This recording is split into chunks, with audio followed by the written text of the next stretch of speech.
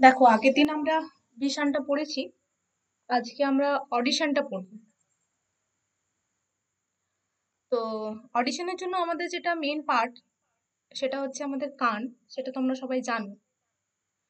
তো কানের কতগুলো পার্টস রয়েছে আমাদের, তার মধ্যে মেন হচ্ছে তিনটে পার্ট। একটা হচ্ছে বহিঃকর্ণ, বা বলা হয় যে যেটা হচ্ছে এক্সটার্নাল ইয়ার। ঠিক আছে, এক্সটার্নাল ইয়ার। তারপর হচ্ছে মধ্যকর্ণ বা মিডিল ইয়ার, ইন্টারনাল ইয়ার বা অন্তঃকর্ণ। ঠিক আছে, এই বহিঃকর্ণ বা এক্সটার্নাল ইয়ারের পার্ট হচ্ছে যেটাতে আমরা বাইরে থেকে দেখতে পাই, যেটাকে আমরা কান বলি, তাই তো? যেটাতে কানের আমরা রিং পরি, সেই পার্টটা হচ্ছে আমাদের এক্সটার্নাল ইয়ার। এক্সটার্নাল ইয়ারের প্রথম পার্ট, এটার নাম হচ্ছে পিনা বা কর্ণছত্র। ঠিক আছে, এটা কাজ সেরকম নেই, মানে এরা সাউন্ড শুনতে বা আমাদের শব্দ শোনার জন্য সেরকম ভাবে দায়ী নয়, কিন্তু এটা আমাদের হেল্প করে শব্দ শুনতে। কিরকম না, যখন বাইরে থেকে সাউন্ড ওয়েভটা আসে, যে সাউন্ড ওয়েভটা এই পিনাতে এসে আঘাত করে, তার ফলে পিনা সেই সাউন্ড ওয়েভটাকে শুনতে সাহায্য করে, বা আমাদের আহ, কানের ভেতরের যে পার্টসটা আছে, যেটাতে বলছি মিডিল ইয়ার বা ইনার ইয়ার, এই জায়গাতে পৌঁছাতে সাহায্য করে এই পিনা। এই পিনাটা আবার অনেক প্রাণীর ক্ষেত্রে মুভমেন্ট হয়, যেমন দেখবে কুকুর বা বিড়ালের ক্ষেত্রে এই পিনাটা মুভমেন্ট হয়, কিন্তু মানুষের ক্ষেত্রে এটা হয় না। অ্যাকচুয়ালি এই কাজটা ওটাই, যে যেদিকে সাউন্ডটা আসছে সেই দিকে পিনাটাকে মুভ করিয়ে সাউন্ডটাকে আরো ভালোভাবে ইনার ইয়ারের মধ্যে পৌঁছানো হচ্ছে এই পিনার কাজ। ঠিক আছে, তারপরে এই পিনার পরে দেখো, তোমরা যে জায়গাটাতে মানে আঙ্গুল দিলে একটা গহ্বরের মতো অংশ পাবে। ঠিক আছে, যতটা পর্যন্ত আঙ্গুল যাবে আমাদের, সেই পর্যন্ত জায়গাটাকে বলা হচ্ছে কি মিডিল ইয়ার। সরি, মিডিল ইয়ার নয়, এটা হচ্ছে তোমার এক্সটার্নাল অরিটারি ক্যানেল বা এক্সটার্নাল অরিটারি মেটাস। ঠিক আছে, এটা নালী টাইপের অংশ বা কর্ণকুহর বলা হয়। এই জায়গাটাতে অনেক হেয়ার সেলস থাকে, যে হেয়ার সেলস গুলোর কাজ হচ্ছে সেরুমেন সিক্রেশন করা। মানে সেরুমেন সিক্রেশন করা ভুল, এটা হচ্ছে অ্যাকচুয়ালি সিভেজ, মানে কি বলবো, সিবাম টাইপের বা একটা মোম জাতীয় কিছু পদার্থ সিক্রেশন করে। সেই মোম জাতীয় পদার্থগুলো সিক্রেশন হওয়ার পর বাইরে থেকে যে ডাস্ট পার্টিকেল গুলো আসে, সে ওই মানে ওই সিবামের মধ্যে আটকে যায়। ঠিক আছে, আটকে যাওয়ার পর কি হয়, ওইটা তখন সিবামে পরিণত, সরি, সেরুমেনে পরিণত হয়। ঠিক আছে, তাহলে সেরুমেন বা কানের খুও যেটাকে আমরা বলছি, সেটা আর কিছুই নয়, সেটা হচ্ছে এখানে যে হেয়ার সেলস গুলো আছে, তারা এখান থেকে মিউকাস সিক্রেশন করে। ওই মিউকাস গুলোর সঙ্গে বাইরের ডাস্ট পার্টিকেল একসঙ্গে মিশে যে পদার্থটা তৈরি করে, বা একটা জেলি লাইক বলতে পারো, বা একটা হার্ড সেমি সলিড টাইপের একটা পদার্থ তৈরি করে, সেই পদার্থটা হচ্ছে সেরুমেন। ঠিক আছে, যেটা এই আমাদের এই যে এক্সটার্নাল অরিটরি মেটাস, এই পার্টের মধ্যে পাওয়া যায়। ঠিক আছে, তার মানে আমরা প্রথমে কি দেখলাম, তা প্রথমে দেখলাম হচ্ছে পিনা, তারপরে হচ্ছে কি দেখলাম, তারপরে হচ্ছে এক্সটার্নাল অরিটরি মেটাস, এই পার্টটা। ঠিক আছে, এই পার্টের পর এরকম একটা অংশ দেখতে পাবো। সেই অংশটাতে আহ এইখানে যে ফাঁকা অংশটা দেখছি, এখানে একটা ড্রামের মতো অংশ থাকে। ঠিক আছে, যেটা হচ্ছে আমাদের এক্সটার্নাল ইয়ারটা শেষ হচ্ছে যে জায়গা, সেখান থেকে একটা ঢাকনা বা একটা ড্রামের মতো অংশ দেখতে পাই, যেটাকে বলা হচ্ছে টিম্প্যানিক মেমব্রেন। ঠিক আছে, এই জায়গাটা হচ্ছে কি টিম্প্যানিক মেমব্রেন।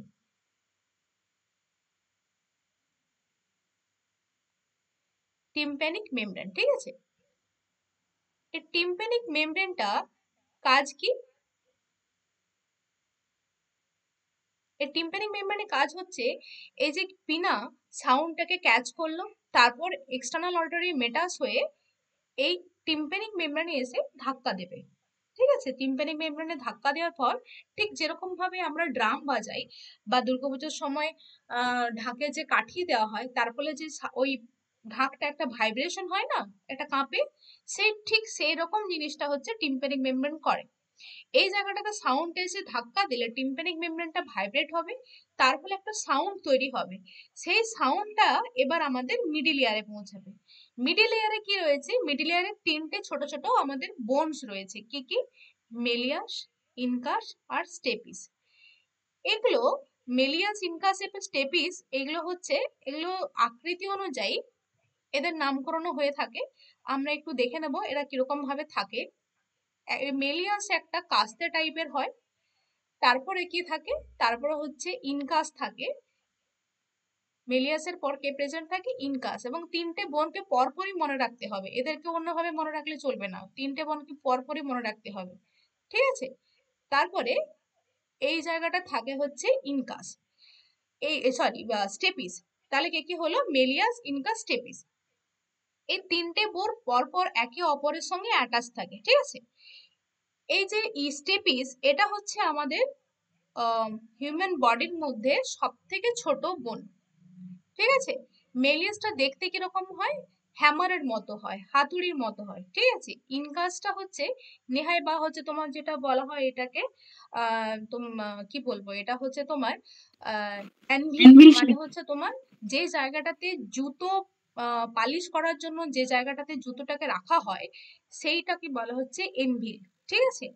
আচ্ছা, ইনকাস এরকম টাইপের দেখতে হয়। তারপর হচ্ছে স্টেপিস, যেটা হচ্ছে তোমার ঘোড়ার পিঠে চড়তে হলে যে জায়গাটাতে আমাদেরকে পা দিতে হয় সেই জায়গাটা হচ্ছে স্টেপিস, ঠিক আছে? আচ্ছা, এরপর হচ্ছে কি,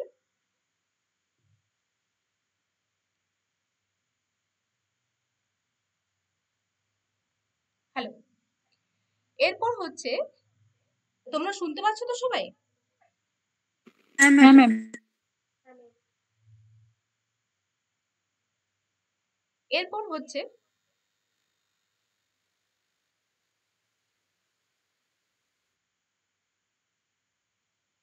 হ্যালো, হ্যাঁ, এরপরে হচ্ছে কি যে এরপরে এই মেলিয়াস, ইনকাস এবং স্টেপিস এই তিনটে বোন একসঙ্গে ওরা কোথায় যাবে? এরপরে ওরা যাচ্ছে কোথায়? আমাদের ইন্টারনাল ইয়ারে, ইন্টারনাল ইয়ারে যুক্ত হবে। ইন্টারনাল ইয়ারটা আমরা এখানে একটু দেখে নেব। ইন্টারনাল ইয়ারটা, ঠিক আছে? এখানে দেখো ছবিটা পরিষ্কারভাবে দেখা যাচ্ছে। মেলিয়াসটা হচ্ছে একটা হাতুড়ির মতো অংশ, ইনকাসটাকে দেখা যাচ্ছে না, অনেকটা ভেতর দিকে ঢুকে রয়েছে। স্টেপিসটাকে দেখা যাচ্ছে, যেরকম ঘোড়ার পাদানি যেটাকে বলা হচ্ছে সেরকম টাইপের দেখতে হয়।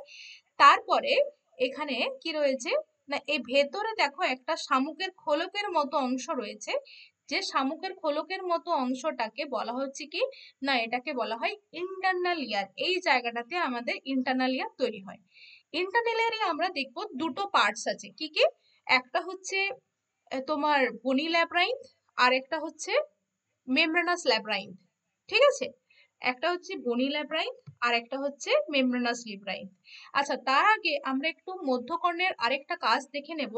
মধ্যকর্ণের সঙ্গে দেখবে এই যে অংশটা যেটাকে বলা হচ্ছে মিডল ইয়ার, এখানে একটা সরু নালীর মতো অংশ রয়েছে যেটা আমাদের ফ্যারিংসের সঙ্গে যুক্ত হয়। এই অংশটাকে বলা হয় কি? Eustachian tube. আচ্ছা, ইউস্টেচিয়ান টিউবের কাজ এই অংশটার সঙ্গে কি ব্যাপার? কেউ কি জানো ইউস্টেচিয়ান টিউবটা কেন থাকে মিডল ইয়ারের সঙ্গে যুক্ত? কেউ বলতে পারবে?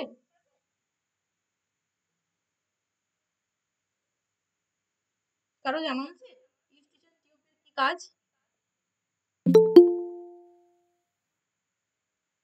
না ম্যাম। দেখো, ইউস্টেচিয়ান টিউবটা কি করে? আচ্ছা, তোমরা তো শুনেছো যে ফ্লাইটে যখন যাতায়াত করতে হয় তখন বলে একটা মুখের মধ্যে চুইং গাম রাখো, চুইং গামটাকে চেবাতে থাকো। তো এটা কেন বলা হয়? বা দেখবে তুমি খুব টায়ার্ড হয়ে গেছো, হঠাৎ করে মুখটা খুলে হাই তুললে, তারপর দেখলে তুমি হঠাৎ করে কানে খুব ভালোভাবে শুনতে পাচ্ছ, হঠাৎ করে শুনতে পাচ্ছ তুমি। তো তারপরে হচ্ছে আবার অনেক সময় দেখো কি যে বলে না যে কান দিয়ে ধোঁয়া বেরিয়ে গেল, তুমি খুব ঝাল খাবার খেয়েছো, ঝাল খাবার খাওয়ার পর তোমাকে কেউ বলছে যে কান দিয়ে যেন ধোঁয়া বেরোচ্ছে, এরকম আমি খাবার খেয়েছি। তো এটা কেন হয়? এটা হচ্ছে এই ইউস্টেচিয়ান টিউবের জন্য। ইউস্টেচিয়ান টিউব কি করে না, এই যে সাউন্ডটা আসছে বাইরে থেকে, তারপরে তো এখানে মিডিল ইয়ার হয়ে আমাদের ইন্টারনাল ইয়ারে ঢুকছে। এই ইন্টারনাল ইয়ারই হচ্ছে আমাদের অ্যাকচুয়াল সাউন্ড পারসেপশনের জন্য দায়ী। এই যে অংশগুলো দেখছি এগুলো শুধুমাত্র সাউন্ডটাকে ট্রাভেল করে নিয়ে আসে, বা এগুলোর কাজ হচ্ছে সাউন্ডটাকে পরিবহন করে ইন্টারনাল ইয়ারে নিয়ে আসা। এগুলো কিন্তু সাউন্ড পারসেপশনে আমাদের কোনো কাজ করে না। তাহলে এই ইউস্টেশন টিউবটা কি করে? ইউস্টেশন টিউবটা হচ্ছে, ধরো এইটা এই এক্সটার্নাল যে ইয়ারটা, সেটা তো আমাদের বাইরের অংশের সঙ্গে যুক্ত আছে, মানে আমাদের এনভায়রনমেন্টের সঙ্গে ওপেন আছে। তাহলে এই এনভায়রনমেন্টাল প্রেসার আর ইন্টারনাল এয়ারের প্রেসার দুটো যদি ঠিকভাবে ব্যালেন্স থাকে, তবেই কিন্তু আমরা সাউন্ডটা শুনতে পাবো। যদি কোনো কারণে এই দুটো প্রেসারের মধ্যে অল্টারেশন হয়, তখন কিন্তু আমরা সাউন্ডটাকে শুনতে পাবো না, বা খুব বেশি যদি উচ্চ প্রেসার বা হাই প্রেসারের সাউন্ড এখানে চলে আসে, তাহলে কিন্তু এই মিডিল ইয়ার এই টিম্পানিক মেমব্রেনটা ছিঁড়ে যেতে পারে, বা এই জায়গাটাতে কোনো কারণে আঘাত লাগতে পারে, বা ইন্টারনাল ইয়ার নষ্ট হয়ে যেতে পারে। ঠিক আছে, তার জন্য কি হয়, এই দুটো প্রেসারকে ইকুয়ালাইজ করার জন্য ইউস্টিচিয়ান টিউবটা কি করেছে না, এই ইউস্টিচিয়ান টিউবটা অ্যাকচুয়ালি ফেরিংস এর সঙ্গে যুক্ত থেকে এই প্রেসারটাকে মুভমেন্ট করতে সাহায্য করছে। অ্যাকচুয়ালি এই প্রেসার মানে এখানে তো বাতাসের কথা বলছি, তাই না? এই জায়গাটা যেটা আছে এখানটা শুধু ফাঁকা অংশ, বাতাস, তাই তো, এয়ার। তো এয়ারটাকে যদি আমরা মুখ দিয়ে বার করে দিতে পারি, তাহলে কি হবে, যে এই জায়গাটার প্রেসারটা ইকুয়ালাইজ হয়ে যাবে। ঠিক আছে, এইটা হচ্ছে কাজ। তো এই যখন আমরা ফ্লাইটে যাই, তখন অ্যাকচুয়ালি আমাদেরকে ইউস্টিচিয়ান টিউবটাকেই মুভমেন্ট করতে বলা হয়। যদি আমরা চেবাই, কোনো জিনিস চেবাতে থাকি, তাহলে হচ্ছে ফ্যারিংসটা ওপেন হয়। তাহলে এই এই ফ্যারিংসটা ওপেন হওয়ার সঙ্গে সঙ্গে কি হচ্ছে, আমাদের যে জ লাইনটা রয়েছে সেই জ লাইনটা মুভমেন্ট হয়। তো এই মুভমেন্ট হওয়ার ফলে এই ইউস্টিচিয়ান টিউবটার এখানটাতে তোমার হচ্ছে মুভমেন্ট হওয়ার ফলে এই জায়গার প্রেসারটা ইকুয়ালাইজেশন হয়, বা এখানটার প্রেসারটা ঠিক থাকে। দুটো ইন্টারনাল এবং এক্সটার্নাল এয়ারের মধ্যে প্রেসারটা বেশি থাকে, কারণ তোমরা জানো যখন ফ্লাইটে তুমি ট্রাভেল করছো তখন বাইরের প্রেসারটা হঠাৎ করে বাড়তে থাকে, কিন্তু তোমার কানের ভেতরের প্রেসারটা তো সঙ্গে সঙ্গে বেড়ে যাচ্ছে না, না? তো তাহলে এই হঠাৎ করে আসা প্রেসারটা তোমার এই কানে ক্ষতি করতে পারে। তো তার জন্য হচ্ছে আমাদেরকে কি করতে হয় না, তার জন্য এই ইউস্টেশন টিউবটাকে মুভমেন্ট করতে হয়, যার ফলে হচ্ছে আমাদের এই প্রেসারটা মেনটেন হয়। ঠিক আছে, এটা হচ্ছে আমাদের প্রথম কাজ। আচ্ছা, দ্বিতীয়ত হচ্ছে কি, যে আমাদের ফ্যারিংস এর সঙ্গে শুধুমাত্র ইউস্টিচিয়ান টিউব ওপেন আছে তা নয়। ফ্যারিংস এর সঙ্গে কোন কোন জিনিসের ওপেনিং আছে? ফ্যারিংস এর সঙ্গে আছে আমাদের ইউস্টিচিয়ান টিউব, তারপরে নস্ট্রিল, আর তারপরে হচ্ছে আমাদের হচ্ছে যেটাকে বলা হচ্ছে গলগি বা হচ্ছে ইসোফেগাসের নালী, সেটাও কিন্তু ফ্যারিংস এর সঙ্গে আমাদের ওপেনিং আছে। ঠিক আছে, তাহলে তিনটে একসঙ্গে কানেক্টেড, মুখ নাক কান তিনটা একসঙ্গে কানেক্টেড হয়েছে ফ্যারিংসে। ঠিক আছে, এবার আমরা একটু আসবো ইন্টারনাল এয়ারের পার্টে। ঠিক আছে, এখান পর্যন্ত আশা করি কারো কোনো সমস্যা নেই, প্রত্যেকে ঠিক আছে তো? হ্যাঁ ম্যাম। এটা কিসের পরে আছে সেটা একটু বলবেন, মানে গলবিল গ্লটিস বা কোথায় ফ্যারিংসটা থাকে? ফ্যারিংসটা যখন তোমরা জিআই ট্র্যাক করবে, সেখানেও আরো ভালো করে মানে তুমি বুঝতে পারবে। ঠিক আছে, এখন আমার কাছে ছবি নেই, তুমি কতটা বুঝতে পারবে আমি বলতে পারছি না। ঠিক আছে, যদি ছবি না দেখাতে পারি আমি তোমাকে বোঝাতে পারবো না ফ্যারিংস সম্বন্ধে। ঠিক আছে, জিআই ট্র্যাকটা পড়ার সময় তোমাদের এটাও আরো ভালো করে ক্লিয়ার হয়ে যাবে। এখন এইটুকু মনে রাখো যে এটা ফ্যারিংস ওপেনিং হয়। ঠিক আছে, ইয়েস ম্যাম। আচ্ছা, ঠিক আছে তাহলে। আচ্ছা, আরেকটা জিনিস তোমাদের বলে নি, এই যে কানের এই পোর্শনটা আমরা দেখতে পাচ্ছি, যেটা হচ্ছে আমাদের পিনার পরের এই অংশটা, সেটা অ্যাকচুয়ালি আমাদের কোথায় ওপেনিং রয়েছে? আমাদের হচ্ছে টেম্পোরাল বোনে ওপেনিং রয়েছে। বোনের ভেতরে এরকম একটা অংশ আমরা দেখছি, যেটাকে বলা হচ্ছে টেম্পোরাল বোন। এই বোনের ভেতরেই কিন্তু এই এই যে সব যত কারিকুরি দেখতে পাচ্ছি, সব এগুলো বোনের ভেতরে। ঠিক আছে, তো বোনটার নাম কি? টেম্পোরাল বোন। আচ্ছা, এরপরে আমরা আসবো আমাদের ইন্টারনাল ইয়ারে। ঠিক আছে, আমি একটু ইন্টারনাল ইয়ারে একটু ছবিটা একটু এঁকে তোমাদের দেখানোর চেষ্টা করছি। ঠিক আছে, দেখো আমরা এতক্ষণ পর্যন্ত মিডল ইয়ারটা দেখেছি, তাহলে এখন পর্যন্ত কি কি দেখলাম? পিনা দেখলাম, তারপরে হচ্ছে এক্সটার্নাল আর্টারি মেটাস দেখলাম, তারপরে দেখলাম টিম্প্যানিক মেমব্রেন। আচ্ছা, এই টিম্প্যানিক মেমব্রেন পর্যন্ত যে পার্টটা, সেটা কিন্তু আমাদের এক্সটার্নাল ইয়ারের পার্ট। মিডল ইয়ারে শুধুমাত্র আমাদের তিনটে বোনেই আছে। ঠিক আছে, এটা হচ্ছে মিডিল ইয়ার। তারপরে এখানে কি রয়েছে? এখানে একটা শামুকের খোলকের মতো অংশ দেখতে পাচ্ছি।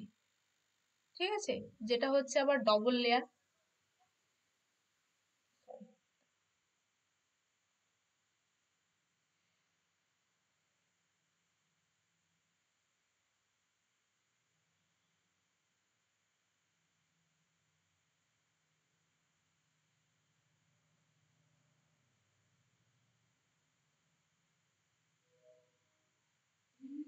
দেখো এরকম একটা অংশ তোমরা দেখেছো তাই তো, এবং এরপরে এরখানে দেখো কতগুলো এরকম নালী টাইপের অংশ উপর দিকটা রয়েছে তাই না, এরকম নালী টাইপের অংশ কিছুটা দেখতে পাচ্ছি, যেটা হচ্ছে একটা নালী এরকম ভাবে থাকে, একটা এভাবে থাকে, আর একটা এইভাবে থাকে।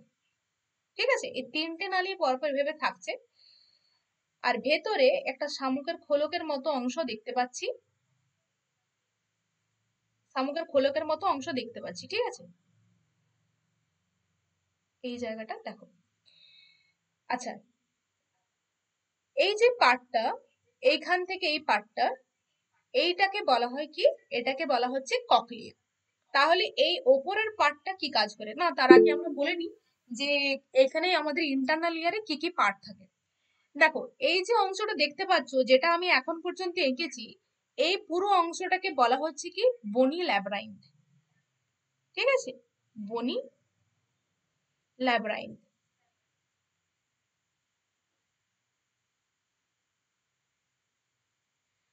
বনি ল্যাব্রাইন্থ। আচ্ছা, এর ভেতরে কি থাকে, এর ভেতরে একটা ফ্লুইড থাকে, এর ভেতরে একটা ফ্লুইড থাকে। এই বনি ল্যাব্রাইন্থটা ফাঁকা নয়, এর ভেতরে পুরো ফ্লুইড ভর্তি থাকে। ঠিক আছে, এরকম করে পুরো ভেতরটা ফ্লুইডে ভর্তি থাকে, পুরো অংশটা থাকে, সেটা ককলিয়া জুড়ে থেকে শুরু করে এই পুরো অংশটার মধ্যেই এই ফ্লুইডটা প্রেজেন্ট থাকে। ঠিক আছে, এই ককলিয়া থেকে শুরু করে পুরো অংশটার মধ্যে এই ফ্লুইডটা প্রেজেন্ট থাকে।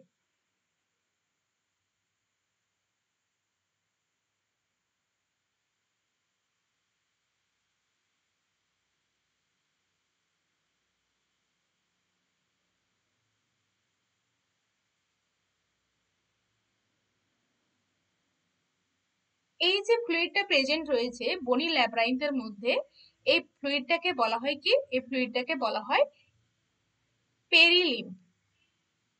ঠিক আছে, একটু মনে রাখতে হবে এগুলো। এটাকে বলা হয় কি পেরিলিম। এখানেও থাকে, এই যে ফ্লুইডটা বললাম এটা এই ক্যানালটার মধ্যেও থাকে। ঠিক আছে, তাহলে বনি ল্যাব্রাইন্থ হলো। এবারে বনি ল্যাব্রাইন্থের ভেতরে থাকে কি না মেমব্রেনাস ল্যাব্রাইন্থ। এই মেমব্রেনাস ল্যাব্রাইন্থটাকে আমরা কি করব না, মেমব্রেনাস ল্যাব্রাইন্থটা কিভাবে থাকে, এই পেরিলিম্ফের ভেতরে একটা যদি বেলুনকে ঢুকিয়ে দেওয়া হয়, একটা সরু এরকম শেপেডের বেলুনকে ঢুকিয়ে দেওয়া হয়, তাহলে যেরকম দেখতে হবে সেইটা হচ্ছে আমাদের মেমব্রেনাস ল্যাব্রাইন্থ। এই সেমি সার্কুলার ক্যানালের মধ্যে এটা আছে, এটা এখন আঁকা যাচ্ছে না।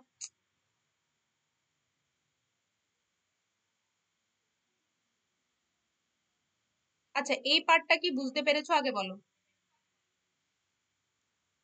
বুঝতে পেরেছো, কিছু কি বুঝতে পেরেছো? ম্যাম এই গ্রিনটার নাম কি ম্যাম? গ্রিন কালারের এটা, যেটা বললেন, গ্রিন কালারের যেটা আঁকলেন। হ্যাঁ এটা আমি নাম বলছি। তাহলে বনি ল্যাব্রাইন্থ বোঝা গেছে, তারপর মধ্যে পেরিলিম্ফ আছে। এই বনি ল্যাব্রাইন্থ এবং পেরিলিম্ফের মধ্যে ফ্লুইডটার মধ্যেই কিন্তু আমি এরকম শেপে দেই, যেরকম এই ককলিয়াটা দেখতে বা আমাদের পুরো স্ট্রাকচারটা যেরকম দেখতে, এরকমই একটা পাতলা বেলুনের মতো টিউবকে এর ভেতরে ঢুকিয়ে দিয়েছি। এই অংশটার নাম হচ্ছে মেমব্রেনাস ল্যাব্রাইন্থ। মেমব্রেনাস ল্যাব্রাইন্থ।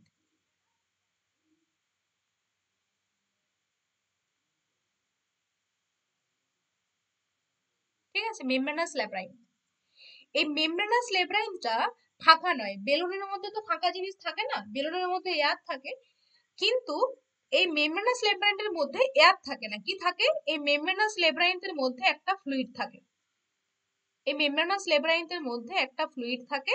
এই মেমব্রেনাস লেব্রাইন্টের মধ্যে যে ফ্লুইডটা থাকে তাকে বলা হয় কি এন্ডোনিম।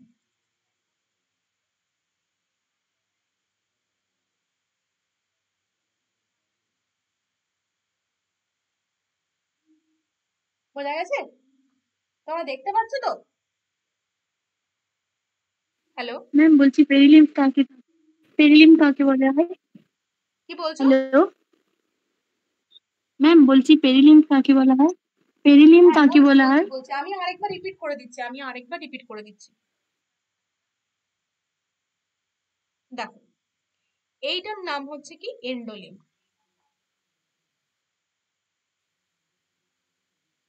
দেখো তার মানে কি হলো, ককলিয়ার আমাদের যে ইন্টারনাল ইয়ার আছে, ইন্টারনাল ইয়ারের মধ্যে এরকম একটা খোলকের মতো অংশ আছে, ঠিক আছে। এই খোলকের মতো অংশটা কে বলা হচ্ছে, এটা পুরোটা অংশ, আর আমি শুধু এইটুকু এঁকেছি, তো এইটা তোমরা ধরে নেবে পুরোটাই পার্ট। এই অংশটাকে বলা হচ্ছে বনি ল্যাব্রাইন্থ। এটা একটা খোলকের মতো অংশ, বা একটা বলতে পারো শামুকের খোলা যেরকম শক্ত একটা ক্যাভিটি, একটা মানে কি বলবো, একটা খোলক, সেরকমটা হচ্ছে বনের পার্ট। শামুকের বাইরের দিকে পার্টটা কি একটা শক্ত খোলক, তো তো সেইটাকে আমরা নাম দিয়েছি বনি ল্যাব্রাইন্থ। এই বনি ল্যাব্রাইন্থের মধ্যে ফাঁকা নেই, এখানে একটা ফ্লুইড থাকে। এই ফ্লুইডটাকে বলা হচ্ছে কি, না এই ফ্লুইডটাকে বলা হচ্ছে পেরিলিম। ঠিক আছে, এই অংশটাকে বলা হচ্ছে পেরিলিম। ঠিক আছে, বলছি তাহলে ম্যাডাম, বনি ওই ল্যাব্রাইন্থের ভেতরে একটা ফ্লুইড থাকে যাকে যেটা বলা হচ্ছে পেরিলিম। পেরিলিম। এবার একটা বেলুনকে আমি বনি ল্যাব্রাইন্থের ভেতরে ঢুকিয়ে দিয়েছি। ঠিক আছে, কি বললাম, একটা বেলুনকে বনি ল্যাব্রাইন্থের ভেতরে ঢুকিয়ে দিয়েছি, এবং লম্বা বেলুন। ওই বনি ল্যাব্রাইন্থের ভেতরে ঢুকিয়ে দেওয়ার পর সেটা ওইরকম একটা শামুকের খোলকের মতো শেপ নিয়ে নিয়েছে। এটা হচ্ছে আসল কথা। ঠিক আছে, তন্ময়, বোঝা যাচ্ছে? বলছি ম্যাডাম, ওই বাইরের দিকের যে মানে খোলটা আছে, যেটা ভিতরের অংশগুলোকে মানে হ্যাঁ, পেরিলিম বনি ল্যাব্রাইন্থ বলতে এগুলোকে এই রক্ষা করছে, অংশটাকে সেটাই বোঝানো বনি হচ্ছে। ল্যাব্রাইন্থ। দেখো, এই যে পার্টটা, এই যে খোলকের মতো পার্টটা, এইটা হচ্ছে বনি ল্যাব্রাইন্থ। ঠিক আছে,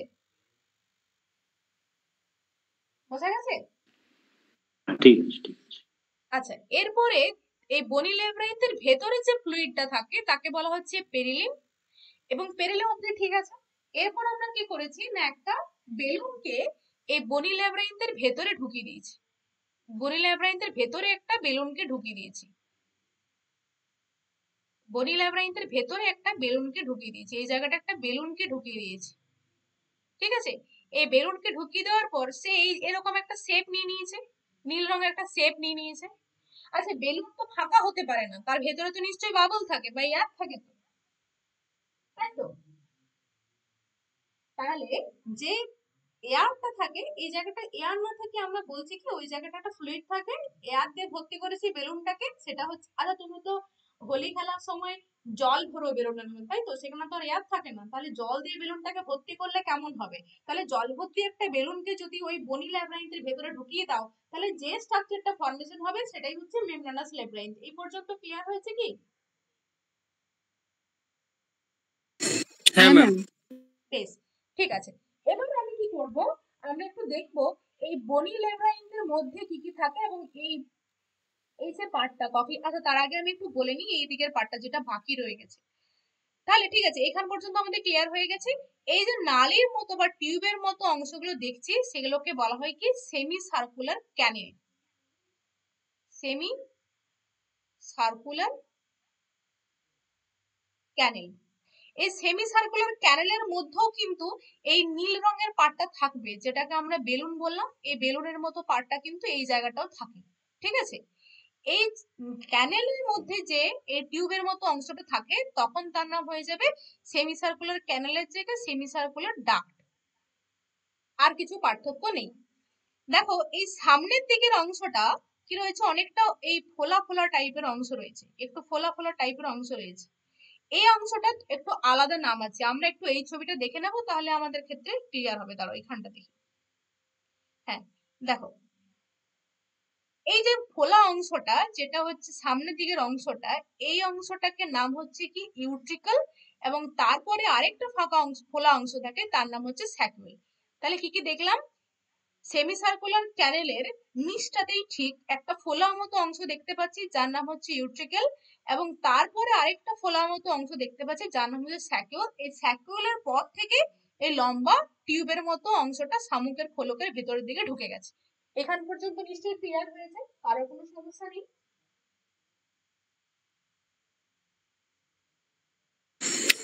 ওকে ম্যাম। বেশ, ঠিক আছে। এরপর আমরা একটু দেখব যে আমাদের এই যেটা বললাম এতক্ষণ পর্যন্ত, যেটা পড়লাম, যেটাকে বললাম ককলিয়া। ঠিক আছে, এই অংশটাই যে শামুকের খোলকের মতো অংশটা, যেটা ইউট্রিকেল এবং স্যাকুয়েলকে বাদ দিয়ে শুধুমাত্র খোলক অংশটা, এটার নাম হচ্ছে ককলিয়া। ঠিক আছে, ককলিয়া। তাহলে তোমরা বলবে, তাহলে এই যে অংশটা রয়েছে এটার কিছু নাম আছে কি? এটাকে একসঙ্গে বলা হয় vestibular apparatus. Vestibular apparatus. Apparatus কেন বলা হয়েছে আমি একটু পরে বলছি, পুরো ডিটেলসটা আমি একটু পরে বলছি। আগে এইখান পর্যন্ত জানো যে সেমিসার্কুলার ক্যানেল, ইউট্রিকাল এবং স্যাকুয়াল এই তিনটাকে মিলিয়ে একসঙ্গে বলা হয় ভেস্টিবুলার অ্যাপারেটাস। এইখান পর্যন্ত ঠিক আছে তো? তাহলে আমরা একটু ককলিয়ার পোর্শনটাতে যাব, ঠিক আছে? ককলিয়ার পোর্শনটা শুধু দেখবো। দেখো, ককলিয়ার দেখতে গেলে আমরা কি দেখবো? আমরা ককলিয়ারটাকে দেখলাম এরকম একটা শামুকের খোলকের মতো প্যাঁচানো টিউব, ঠিক আছে? এরকম খোলকের মতো প্যাঁচানো টিউব টাইপের একটা অংশ দেখলাম। এটাকে এরকম করে দেখলে আমরা বুঝতে পারবো না, আমরা একটু লম্বা করে নেব, লম্বা করে টিউবটা এঁকে নেব, ঠিক আছে? আচ্ছা, ম্যাম হ্যাঁ বলো।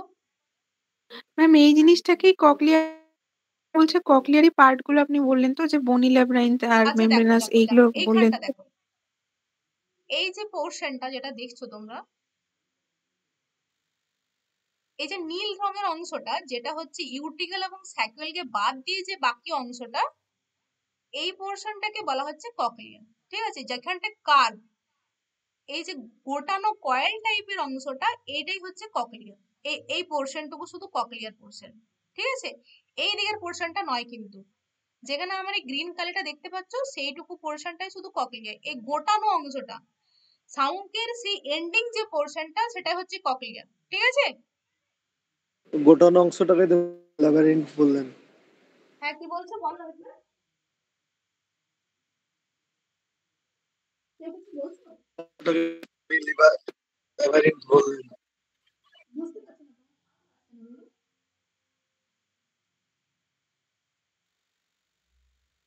তুমি বুঝতে পারছো?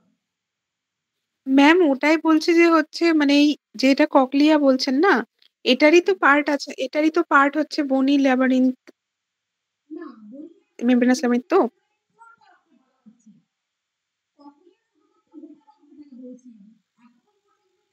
তোমরা কি দেখলে বাবা? এদিকে দেখো,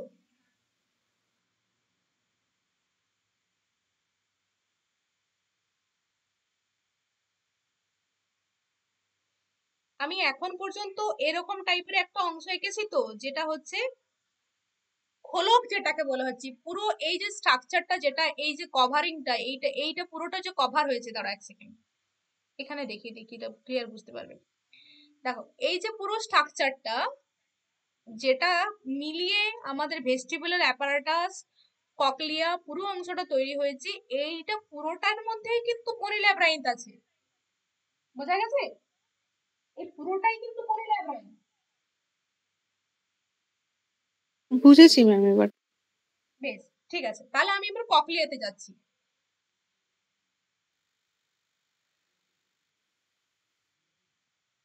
এবার ককলিয়ার মধ্যে এই গোটানো অংশটাকে আমরা না দেখে আমরা কি দেখবো? আমরা একটু এটাকে টিউব টাইপের অংশ করে দেখবো, ঠিক আছে? একটু টিউব টাইপের লম্বা করে দেখবো। এইটাকে আমি সোজা এঁকেছি, অন্য কিছুই না, ঠিক আছে?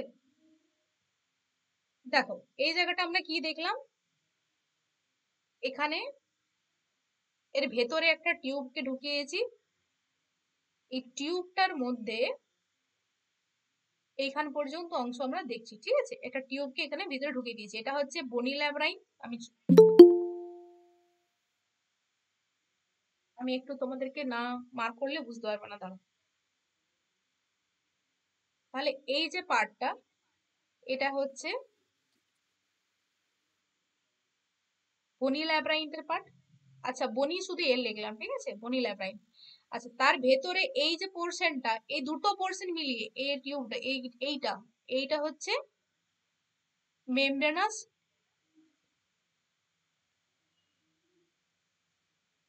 মেমব্রেনাস ল্যাব্রাইন্থ, ঠিক আছে? তাহলে এইটা গেল বোন, আর এটা হলো মেমব্রেন। তাহলে এই বনি ল্যাব্রাইন্থের ভেতরে একটা ফ্লুইড আছে, বনি ল্যাব্রাইন্থের ভেতরে একটা ফ্লুইড আছে, বনি ল্যাব্রাইন্থের ভেতরে একটা ফ্লুইড আছে, যেটাকে কি বললাম? যেটা হচ্ছে পেরিলিন, ঠিক আছে?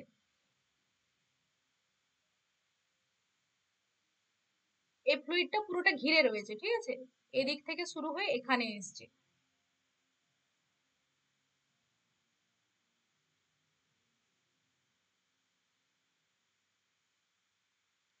এটা কি না, এটা হচ্ছে পেরিলিয়াম। আচ্ছা, এই এই যে মেমব্রেনাস লেব্রাইন্থ, এই মেমব্রেনাস লেব্রাইন্থের মধ্যেও আবার একটা ফ্লুইড রয়েছে, ঠিক আছে, মেমব্রেনাস লেব্রাইন্থের মধ্যেও একটা ফ্লুইড রয়েছে। একটু চোখে লাগবে, আমি বুঝতে পারছি, তাও এটা ছাড়া কোনো কালই দেখতে পেলাম না ফুটে উঠবে বলে, ঠিক আছে। এই জায়গাটা যে পার্টটা, এটা হচ্ছে মেমব্রেনাস লেব্রাইন্থ, ঠিক আছে। এই জায়গাটা যে পার্টটা, এটা মেমব্রেনাস লেব্রাইন্থ, এবং মেমব্রেনাস লেব্রাইন্থের মধ্যে এই যে ফ্লুইডটা, এটাকে বলছি কি, এটাকে বলছি এন্ডোলিম। এখান পর্যন্ত সবার ক্লিয়ার হয়েছে, ঠিক আছে। এই ম্যাম দেখা যাচ্ছে না, হ্যাঁ বলো। কালিটা চেঞ্জ করে দিন। আমি বুঝতে পারছি, আমি দেখছি, আমি তাড়াতাড়ি করার চেষ্টা করছি এখানটা, দাঁড়াও। এটা দিলে হবে কি, দাঁড়াও।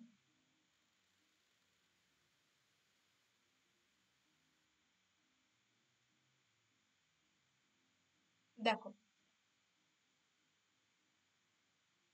ঠিক আছে, এই যে পার্টটা, এটা হচ্ছে এন্ডোলিম্ফের অংশ, ঠিক আছে।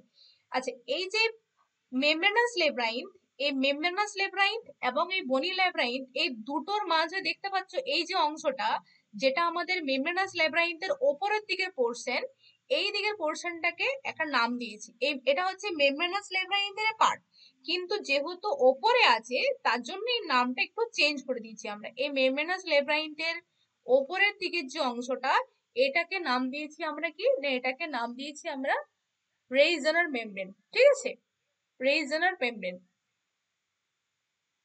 এটাকে নাম দিয়েছি আমরা রেইজনার্স মেমব্রেন। ম্যাম এন্ডোলিম কথাটা মানে লেখাটা বোঝা যাচ্ছে। আচ্ছা, দাঁড়াও দাঁড়াও,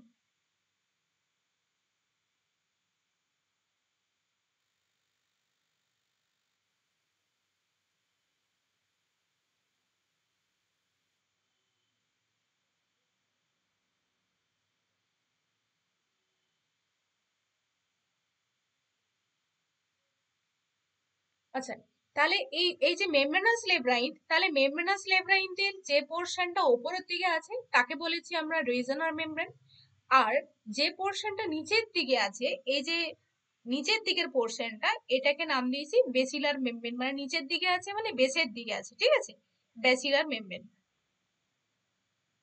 এটাকে নাম দিয়েছি বেসিলার মেমব্রেন। আর ওপরের দিকে যে পার্টটা আছে মেমব্রেনাস রেইজনার মেমব্রেন। তাহলে কি বললাম, একটা টিউবের মধ্যে, টিউবটাকে আমি কি করেছি, একটা খোলকের মধ্যে ঢুকিয়েছি।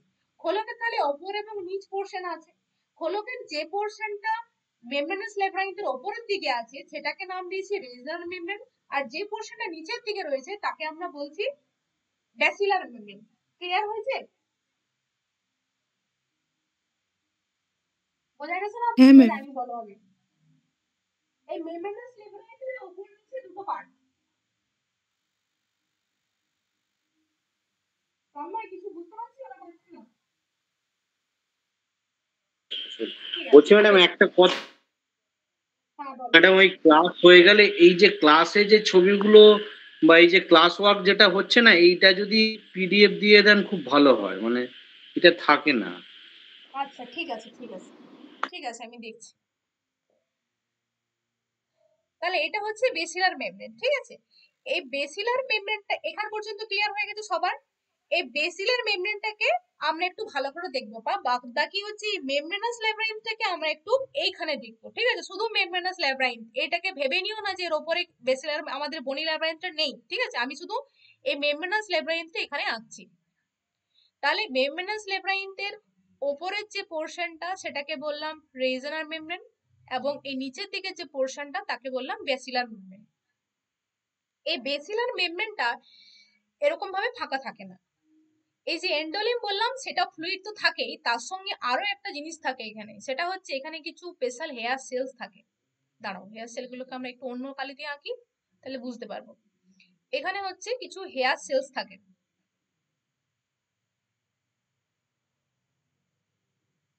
এখানে পেসাল টাইপ অফ কিছু হেয়ার সেল থাকে,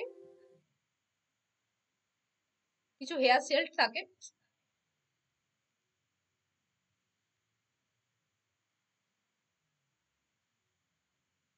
কিছু পেসাল টাইপ অফ হেয়ার সেল থাকে এবং এই হেয়ার সেলগুলোর ওপরে এরকম কিছু সিলিয়া দেখতে পাই। ঠিক আছে, এরকম সিলিয়া দেখতে পাই। সিলিয়া কি? সিলিয়া হচ্ছে আমাদের সাইটোপ্লাজমিক প্রজেকশন, তাই তো? এরকম সিলিয়া দেখতে পাই। এবং এই হেয়ার সেলগুলোর নিচে এখান থেকে শুরু হয়েছে আমাদের অডিটরি নার্ভ। ঠিক আছে, এখান থেকে অ্যাকচুয়ালি আমাদের শুরু হয় কি, হেয়ার সেলগুলোর সঙ্গে কানেক্টেড থাকে অডিটরি নার্ভ। তার মানে আমরা কি দেখলাম, এই জায়গাটায় যে বেসিলার মেমব্রেন বলছি, এই জায়গাটা কিন্তু ফাঁকা নয়। এই জায়গাটা শুধুমাত্র আমি মেমব্রেনাস ল্যাবিরিন্থ থেকে এঁকেছি। এই জায়গাটাতে আমাদের আছে কে না, এই জায়গাটাতে আছে আমাদের এই যে বনি ল্যাব্রাইন, সেই পোর্শনটা কিন্তু আছে। এই জায়গাটা ভুলে গেলে চলবে না। তাহলে আমরা কি কি দেখলাম এখানটাতে? হেয়ার সেলের প্রত্যেকটা পার্টের সঙ্গে থাকে কে, প্রত্যেকটা হেয়ার সেলের সঙ্গে একটা করে নার্ভ কানেক্টেড থাকে, যেটাকে বলছি আমাদের অডিটরি নার্ভ। এটা কোথায় থাকে? এটা হচ্ছে ব্যাসিলার মেমব্রেনের ওপরে এই হেয়ার সেলগুলো থাকে।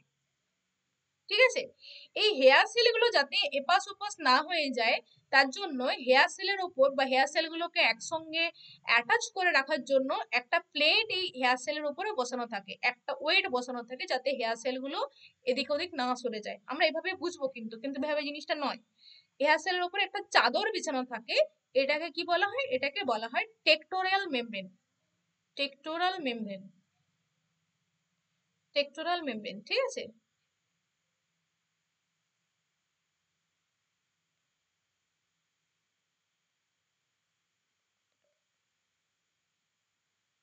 এখানে কি ছবি ভালো দেওয়া আছে? হ্যাঁ দেখো, এটা বুঝতে পারবেন এখান থেকে, এটাই করতে হবে। দেখো, তার মানে কি করলাম আমরা? ব্যাসিলার মেমব্রেনের ওপরে হেয়ার সেল থাকে। হেয়ার সেলগুলো যাতে এদিক ওদিক না সরে যায়, তার জন্য হেয়ার সেলের উপরে একটা চাদর বিছিয়ে দিয়েছি, যাকে বলেছি কি টেক্টোরিয়াল মেমব্রেন। এখান পর্যন্ত ক্লিয়ার? বোঝা গেছে?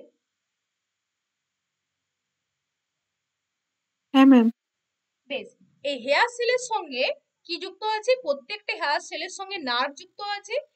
এই নার্ভ গুলো হচ্ছে অ্যাকচুয়ালি আমাদের সাউন্ড শুনতে সাহায্য করে। যেটা সাউন্ড শুনতে মানে আমাদের সেন্সরি ইমপালসটাকে ব্রেনে নিয়ে যায়, যার ফলে আমরা সাউন্ডটা শুনতে পাই। এবার দেখবো যে কি করে আমাদের সাউন্ডটা শুনতে পাই, কানের মধ্যে সাউন্ডটা যে আসছে সেটা কিভাবে হচ্ছে।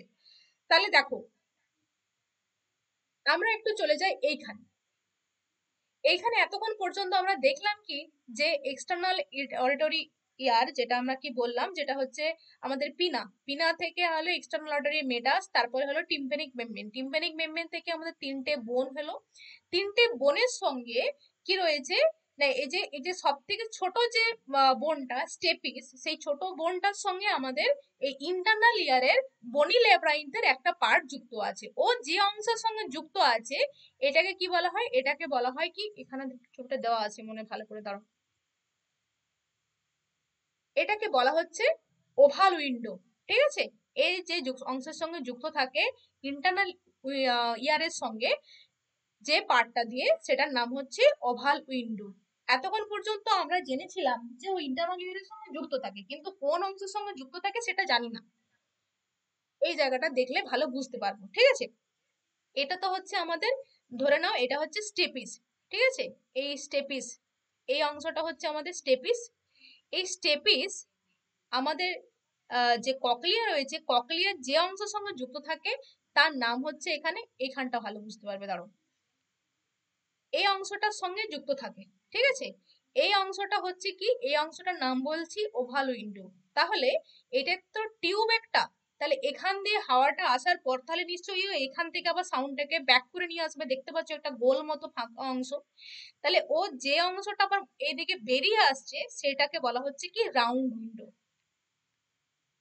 রাউন্ড উইন্ডো, ঠিক আছে, রাউন্ড উইন্ডো। এটা পুরোটা কি রকম, একটা ক্যানেল টাইপের অংশ। এই জায়গাটা স্টেপিস এসে ধাক্কাটা দিল, এখানে স্টেপিস এসে ধাক্কাটা দেবে। ধাক্কাটা কোথায় দেবে? ওভাল উইন্ডোতে ধাক্কা দেবে। দিয়ে ধাক্কাটা দেওয়ার পর সাউন্ড এভাবে ছড়াবে, ছড়িয়ে ছড়িয়ে পুরো ককলিয়ার মধ্যে গেল। ককলিয়ার মধ্যে যাওয়ার পর এখানে আবার এদিকে বেরিয়ে চলে আসবে। বেরিয়ে আসবে কোথায় না, সাউন্ডটাতে ঘুরে ব্যাক করে আসবে। তো যে ব্যাক করে আসছে সেই ব্যাকের যে পোর্শনটা সেটাকে বলা হচ্ছে রাউন্ড উইন্ডো। ঠিক আছে, ক্লিয়ার হয়েছে?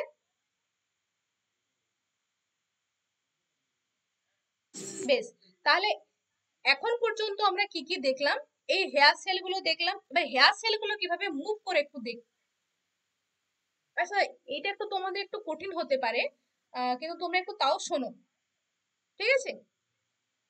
দেখো, এই হেয়ার সেলগুলো পড়ার আগে আরেকটা জিনিস আমাদের এখানে পড়তে হবে, ঠিক আছে?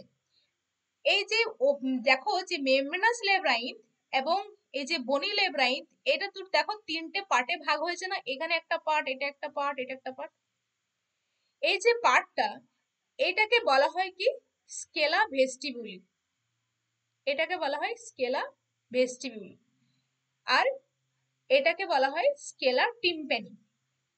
এটাকে বলা হয় স্কেলা টিম্প্যানি।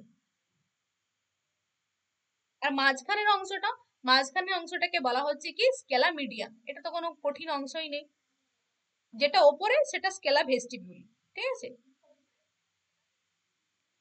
এটা হচ্ছে স্কেলা মিডিয়া, মাঝখানের পোর্শনটা। তাহলে এই যে অংশটা আমরা দেখতে পেলাম, যেটাকে আমরা এখন পর্যন্ত পড়লাম, টেক্টোরাল মেমব্রেন এবং হেয়ার সেল, এটা পুরোটাই আছে কোথায়? স্কেলা মিডিয়ার মধ্যে আছে। তাহলে সাউন্ড যখন ধাক্কা দেবে তখন কিভাবে সাউন্ডটা পারসেপশন হবে? প্রথমে সাউন্ডটা আসবে কোথায়? প্রথমে সাউন্ডটা আসবে আমাদের এই ওভাল উইন্ডোতে। ওভাল উইন্ডো ধাক্কা দেবে। ওভাল উইন্ডো ধাক্কা দেওয়ার পর এখানে যে পেরিলিম্ব আছে, পেরিলিম্বটা ভাইব্রেট করবে। পেরিলিম্বটা ভাইব্রেট করার পর পেরিলিম্বটা, এটা তো একটা ফ্লুইড, ফ্লুইডটা যদি একটা ধাক্কা দাও, জলের মধ্যে তুমি যদি একটা পাথর ফেলো, তাহলে তার মানে যেটা ওয়েভটা ওঠে সেটা তো পুরো পুকুরের মধ্যে ছড়িয়ে যায়। তো সেরকম ঘটনাটা ঘটে এই পুরো আমাদের ককলিয়ার মধ্যে। এই যে পেরিলিম্বটা আছে, পেরিলিম্বটা পুরো কাঁপতে থাকবে। পেরিলিম্বটা কাঁপলে এই ভেতরের যে আমাদের মেমব্রেনাস লেব্রাইন্থ আছে, মেমব্রেনাস লেব্রাইন্থের মধ্যে উপস্থিত এই যে আমাদের এন্ডোলিম্ব, ওই এন্ডোলিম্বটা কি করবে? এন্ডোলিম্বটা ভাইব্রেট হতে থাকবে, ঠিক আছে? এন্ডোলিম্বটা ভাইব্রেট হতে থাকবে। এন্ডোলিম্বটা যদি কাঁপতে থাকে তাহলে এই হেয়ার সেলগুলো দুলবে, হেয়ার সেলগুলো এদিক ওদিক দুলতে থাকবে, হেয়ার সেলগুলো এদিক ওদিক মুভ করবে, এ পাশে মুভ করতে থাকবে, ঠিক আছে? হেয়ার সেলগুলো যখনই মুভ করবে, কারণ হেয়ার সেলগুলোকে ফিক্সড করার জন্য উপরে একটা চাদরের মতো অংশ দেওয়া আছে, যেটাকে বলেছি আমরা টিম্প্যানিক মেমব্রেন, ঠিক আছে? সরি, টেক্টোরাল মেমব্রেন, যেটাকে বললাম টেক্টোরাল মেমব্রেন চাদরটা। এই টেক্টোরাল মেমব্রেন এটাকে ফিক্স করতে চাইবে এবং হেয়ার সেলগুলো দুলতে থাকবে। যেরকম করে ধান গাছের গোড়ায় যদি তুমি মানে যখন ধান গাছের এই ছোট ছোট ধান রোপণ করা হয়েছে, দেখবে ধান গাছের গোড়াতে জল থাকে আর ধান গাছগুলো কি করছে? হাওয়ার ওয়েভে দুলছে।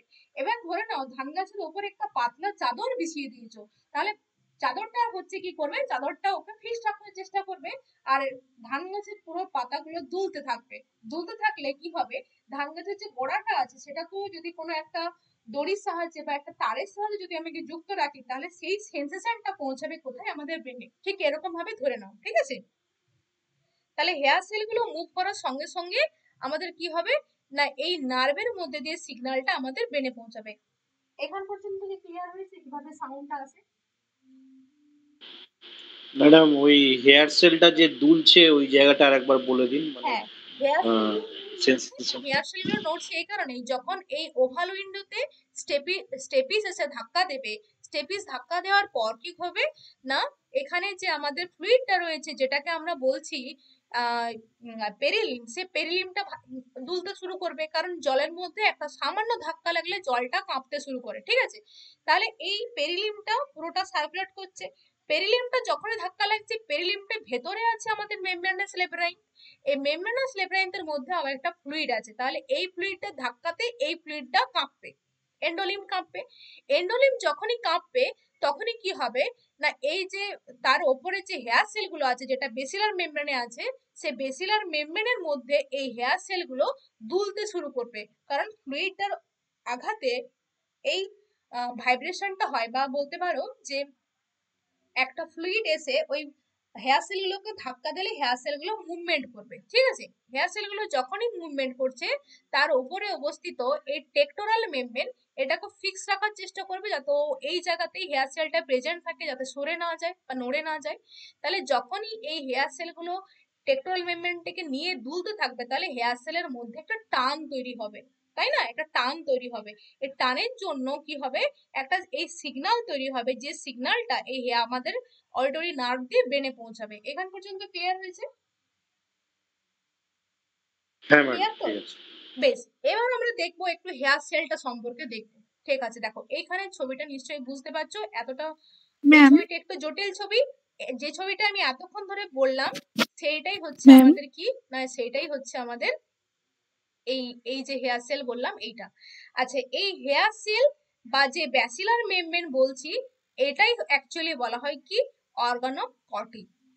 ঠিক আছে, যেটা আমাদের সাউন্ড শুনতে সাহায্য করে। ঠিক আছে, আচ্ছা তাহলে কোন জায়গাটা আমাদের অর্গান অফ কটি হবে না, অর্গান অফ কটি হচ্ছে এই যে পোর্শনটা, যেটা আমাদের এই যে যে পোর্শনটা আমাদের স্কেলা মিডিয়ার পোর্শন এবং ব্যাসিলার মেমব্রেন, টেক্টোরাল মেমব্রেন আর হচ্ছে এই যে হেয়ার সেল, এই তিনজনকে একসাথে নিয়ে আমাদের অর্গান অফ কটি তৈরি হয়েছে। দাঁড়াও, এখানে দেওয়া আছে মনে হচ্ছে,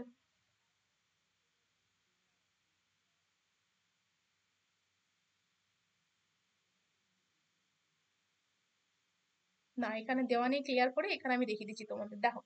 তাহলে এখানে এই যে পোর্শনটা, যেটা হচ্ছে এতক্ষণ পর্যন্ত আমরা যেটুকু দেখলাম সেটুকু হচ্ছে এই পোর্শনটা। ঠিক আছে, কি কি পোর্শন দেখলাম, কি কি পোর্শনটা দেখলাম, এটা হচ্ছে আমাদের স্কেলা মিডিয়ার পার্ট। ঠিক আছে, এই স্কেলা মিডিয়ার মধ্যে এই হেয়ার সেল, ব্যাসিলার মেমব্রেন আর টেক্টোরাল মেমব্রেন, এই তিনজনকে একসঙ্গে মিলে আমরা কি বলবো অর্গান অফ কটি। ঠিক আছে, এগুলোকে সবগুলোকে নিয়ে আমরা বলছি অর্গান অফ কটি, যেটা আমাদের অ্যাকচুয়ালি সাউন্ড শুনতে সাহায্য করে। এবার এইখানে যে সেলগুলো দেখতে পাচ্ছ, যেগুলো হেয়ার সেল বললাম, এই হেয়ার সেলগুলোর মধ্যে যে সিলিয়া গুলো আছে, সেই সিলিয়া গুলো অ্যাকচুয়ালি হচ্ছে আমাদের সাউন্ড শুনতে সাহায্য করে। কিভাবে করে একটু দেখবে, একটু কঠিন হবে এই জিনিসটা, তুমি একটু বুঝে নিলে তোমাদের সুবিধা হবে। দেখো, তোমাদেরকে আমি একদিন নার্ভ ইম্পালস করাতে গিয়ে তোমাদের বলেছিলাম যে কানে আমাদের যে ডিপোলারাইজেশনটা হয় বা যে আমাদের কানে অ্যাকশন পটেনশিয়ালটা জেনারেট করে, সেটা অ্যাকচুয়ালি হয় পটাশিয়াম আয়নের জন্য। এবার আমরা সেই জায়গাটাতে আসবো। দেখো, একটা হেয়ার সেলকে যদি আমরা ভালো করে লক্ষ্য করে দেখি, তাহলে হেয়ার সেলের এরকম একটা হেয়ার সেল দেখতে, এবং হেয়ার সেলের মধ্যে এরকম কিছু প্রজেকশন দেখতে পাচ্ছি, যেটাকে বলা হচ্ছে সিলিয়া। এই হেয়ার সেলগুলো কিরকম বলতো, হেয়ার সেলগুলো সবগুলো একই রকম ইভেন নয়, এগুলো একটু আনইভেন টাইপের হয়। কিরকম হয়, একটু আনইভেন টাইপের হয়। এই হেয়ার সেলগুলোর একটা সেল হচ্ছে, একটা সিলিয়া সব থেকে বড় হয়, তারপরে এরকম ভাবে মানে ডিক্রিজিং অর্ডারে ছোট হতে হতে হতে যায়। এই যে সব থেকে বড় সিলিয়াটা, একে নাম হচ্ছে স্টিরিওসিলিয়া। স্টিরিওসিলিয়া, স্টিরিওসিলিয়া, সব থেকে বড় যে সিলিয়াটা, তার নাম হচ্ছে স্টিরিওসিলিয়া। আচ্ছা, সবাই কি বুঝতে পারছো? এটা আমাকে একটু বলো তো, ক্লিয়ার হচ্ছে? হ্যাঁ ম্যাম হ্যাঁ ম্যাম, হ্যাঁ ম্যাডাম। হ্যাঁ ম্যাম। জানাবে, ঠিক আছে? ম্যাম সব থেকে যে বড় সিলিয়াটা, এগুলো ম্যাম কিন্তু হেয়ার সেলের হ্যালো মধ্যে উপস্থিত সিলিয়া। ঠিক আছে, তাহলে এই হ্যালো হেয়ার সেলের মধ্যে সব থেকে যে বড় সিলিয়াটা, তার নাম দিয়েছি আমি স্টিরিওসিলিয়া। এই স্টিরিওসিলিয়ার সঙ্গে এই ছোট ছোট হেয়ার সিলিয়া গুলো কি হচ্ছে, একটা হচ্ছে এই সরু সরু তারের সাহায্যে যুক্ত থাকে, এই প্রত্যেকটা হচ্ছে তারের সাহায্যে যুক্ত থাকে, সরি ছোট ছোট তারের সাহায্যে যুক্ত থাকে। দেখো এখানে রয়েছে, দেখতে পাচ্ছ এই যে অংশগুলো যুক্ত থাকে, এই তারের সাহায্যে যুক্ত থাকে। এই যে যুক্ত থাকে, এইটাকে বলা হয় কি বলতো, এই তারের সাহায্যে যুক্ত থাকে, এটাকে বলা হয় কি টিপলিং। টিপলিং, ঠিক আছে, এই তারগুলোকে বলা হয় টিপলিং। ঠিক আছে, এই তারগুলোকে বলা হয় টিপলিং, যেটা একে অপরের সঙ্গে বা একটা সিলিয়ার সঙ্গে অপর সিলিয়াকে কানেক্ট করে রাখে। এবারে দেখো কি হয়, টেক্টোরাল মেমব্রেন তো এই চাদরের মতো অংশটা এটাকে ঢেকে রেখেছে, মানে এর উপরে একটা চাদর চাপানো আছে। এবারে যখনই আমার ফ্লুইডটা ভাইব্রেট করছে, তাহলে ফ্লুইডটা যখনই কাঁপছে, তখন এই হ্যালো ম্যাডাম, হেয়ার সেলগুলো, হ্যাঁ বলো,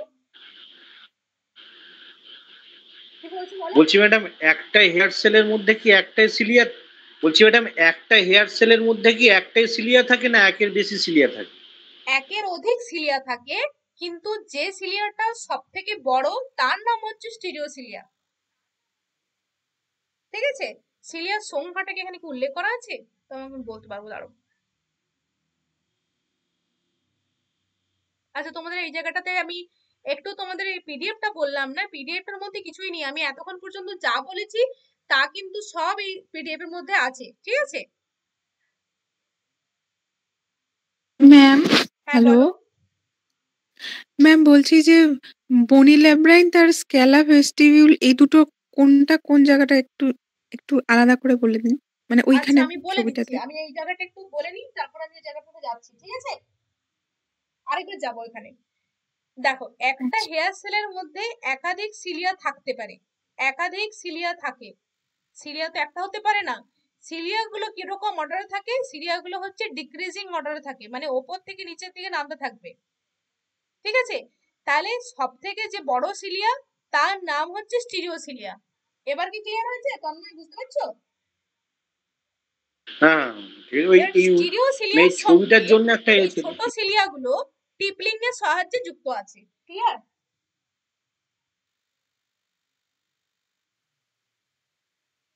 ক্লিয়ার হয়েছে? স্টিরিওসিলিয়ার সঙ্গে এই ছোট যে সিলিয়াগুলো সেগুলো টিপলিং বা তারের সাহায্যে যুক্ত আছে। এই যে সিলিয়াগুলো দেখতে পাচ্ছ, এগুলোকে বলে টিপলিং। এই টিপলিং এর সাহায্যে যুক্ত আছে। এবারে এই সিলিয়াগুলোর উপরে একটা যদি আমি চাদর চাপিয়ে দিই, মোটা চাদর চাপিয়ে দিই, যেটাকে বললাম টেক্টোরিয়াল মেমব্রেন। এই টেক্টোরিয়াল মেমব্রেন যখনই এবারে হেয়ার সেলগুলো মুভ করবে, তাহলে টেক্টোরিয়াল মেমব্রেন এটাকে ফিক্সড করতে চেষ্টা করবে, তখনই এই হেয়ার সেলগুলোর মধ্যে টান পড়বে। এই টান পড়লে এই টিপলিং গুলো কি হবে, না টিপলিং গুলো তো একে অপরের সঙ্গে আটকে রাখতে চেষ্টা করবে না, সিলেগুলোকে একে অপরের সঙ্গে আটকে রাখতে চেষ্টা করবে।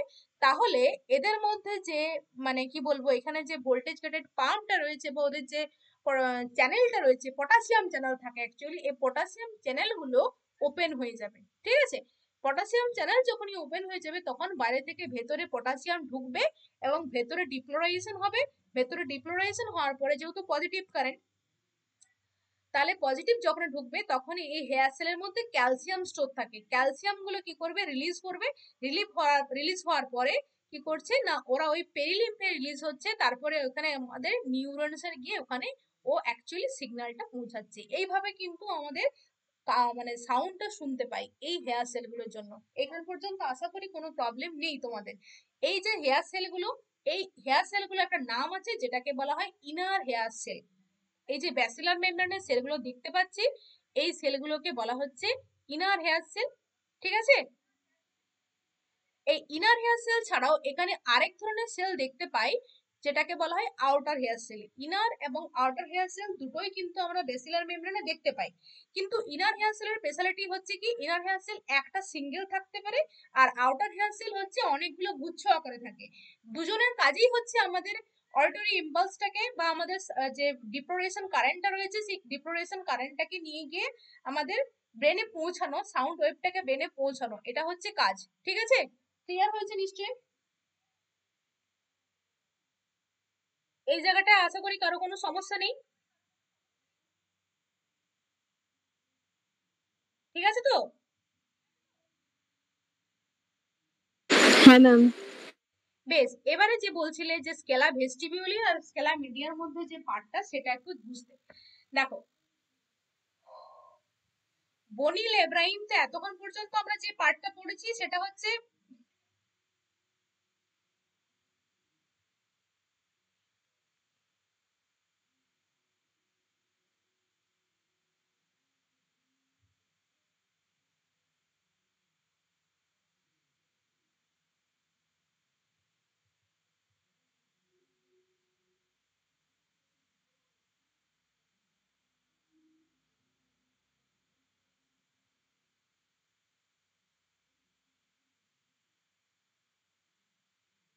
দেখো এতক্ষণ পর্যন্ত আমরা কি পড়েছিলাম, বনি ল্যাব্রাইন পড়েছিলাম। তো বনি ল্যাব্রাইন হচ্ছে একটা লেয়ার, ওপরে যেটা খোলা, এই খোলার ভেতরে তো একটা ক্যাভিটি আছে না? এই দেখো, এইটা বলছি বনি ল্যাব্রাইন, ঠিক আছে? এই যে অংশটা, এই অংশটাকে বলছি বনি ল্যাব্রাইন। এই বনি ল্যাব্রাইন্থের মধ্যে আমি একটা টিউবকে ঢুকে দিয়েছি, যেটাকে বলছি মেমব্রেনাস ল্যাব্রাইন। কিন্তু দেখো, এরপরে এই বনি ল্যাব্রাইন্থ এবং মেমব্রেনাস ল্যাব্রাইন্থের মধ্যে অনেকগুলো ক্যাভিটি তৈরি হয়েছে না, অনেকগুলো ক্যাভিটি তৈরি হয়েছে। একটা, দুটো, তিনটে ক্যাভিটি তৈরি হয়েছে।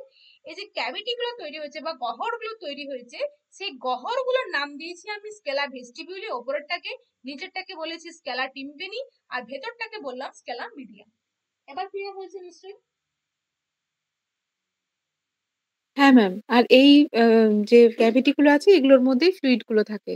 হ্যাঁ, এই ক্যাভিটির মধ্যেই থাকে ফ্লুইড। এই স্কেলা ভেস্টিবিউলি এবং স্কেলা টিম্পেনি দুটোর মধ্যেই কিন্তু থাকছে আমাদের পেরিলিম, এটা কিন্তু ভুললে চলবে না, ঠিক আছে?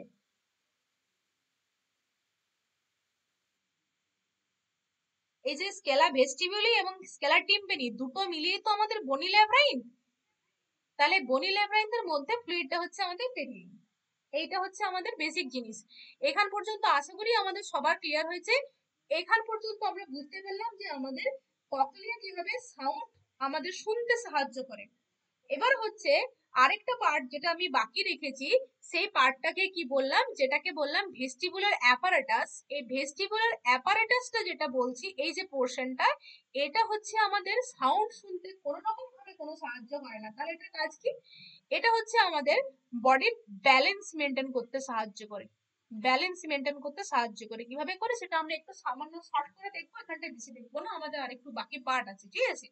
আচ্ছা, এইখানে ছবিটা যেটা দেখতে পাচ্ছ সেটা কিছুই নয়, সেটা হচ্ছে একটা সাউন্ড এসছে, টিম্পানিক মেমব্রেন ধাক্কা দিয়েছে। টিম্পানিক মেমব্রেন ধাক্কা দেওয়ার পর এখানে কিভাবে মেলিয়াস ইনকাস স্টেপিস ভাইব্রেট হচ্ছে, দিয়ে ওভাল উইন্ডো রাউন্ড উইন্ডো হয়ে কিভাবে সাউন্ডটা ককলিয়ার ভেতরে পৌঁছাচ্ছে এবং ককলিয়া থেকে কিভাবে আমাদের অডিটরি নার্ভের সাহায্যে ব্রেনে পৌঁছাচ্ছে, সেটা একটা দেওয়া আছে চিত্র, ঠিক আছে?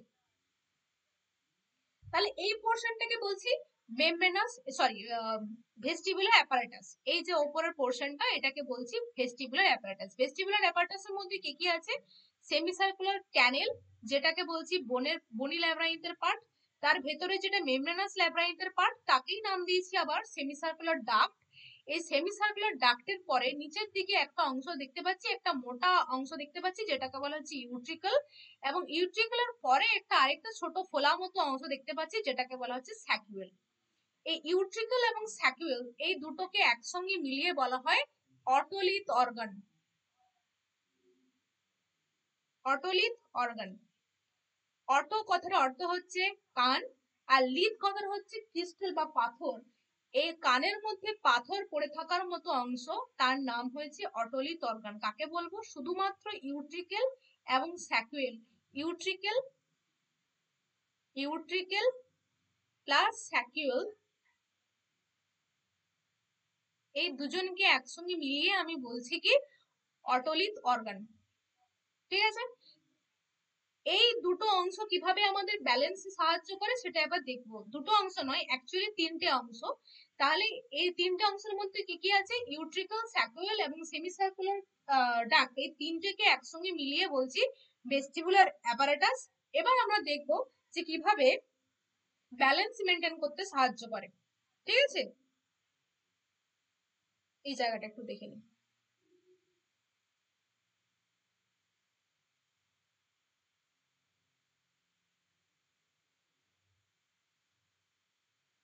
এটাতেই দেখছি, দাঁড়ো।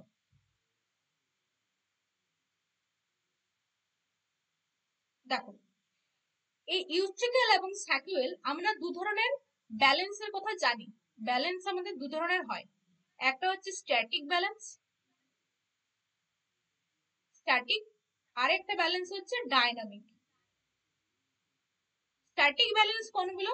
যদি কোনো মানুষ গাড়ি চালায়, গাড়ি চালানোর পরে হঠাৎ ব্রেক করলে দেখবে মাথাটা সামনের দিকে ঝুঁকে যায়। এই সামনের দিকে যে ঝুঁকে যাচ্ছে সেইটা মেনটেন করছে আমাদের, এই সেইটাকে বলা হয় অ্যাকচুয়ালি স্ট্যাটিক ব্যালেন্স। এই স্ট্যাটিক ব্যালেন্সটা মেনটেন করে কে? ইউট্রিকেল এবং স্যাকুয়েল। ইউট্রিকেল এন্ড স্যাকুয়েল এই দুজনে আমাদের স্ট্যাটিক ব্যালেন্সটাকে মেনটেন করে, ঠিক আছে? আচ্ছা, ডায়নামিক কখন? যদি কেউ নাগরদোলায় উঠো, নাগরদোলায় উঠলে কি হয়, তুমি একটা জায়গাতে দেখবে ঘুরতে থাকে, নাগরদোলা তো ঘুরতে শুরু করে না, তোমার দেখবে তার সঙ্গে সঙ্গে মাথাটাও বন্ধন করে ঘুরছে, এবং একটা সেন্ট্রিফিউগাল ফোর্স আছে, যে ফোর্সের জন্য তুমি বাইরের থেকে ছিটকে যাও না, মানে সেন্টার থেকে বাইরের দিকে একটা ফোর্স জেনারেট করে, যার ফলে তোমার পিছনটা মনে হয় যে বাইরে চলে যাচ্ছে, কিন্তু সামনের দিকে তোমাকে একটা বল টানছে। এবং যার ফলে এই ব্যালেন্সটা মেনটেন হচ্ছে, সেটার জন্য সেই যে ব্যালেন্সিংটা সেটাতে সাহায্য করে আমাদের এই সেমি সার্কুলার ডাক্ট। ঠিক আছে, এটাতে সাহায্য করে semi circular duct. Semi circular duct এই আমাদের ব্যালেন্স মেনটেন করতে সাহায্য করে। এখান পর্যন্ত ক্লিয়ার হয়েছে তো? ম্যাম নাগরদোলা ছাড়া আর এক্সাম্পল?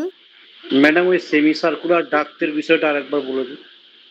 হ্যাঁ, হ্যাঁ সেমি ম্যাম। সার্কুলার ডাক্ট হচ্ছে যদি আমি নাগরদোলায় উঠি, নাগরদোলাতে একটা মুভমেন্ট হচ্ছে সবসময়, একটা রাউন্ড ভাবে ঘুরছে, তাই তো?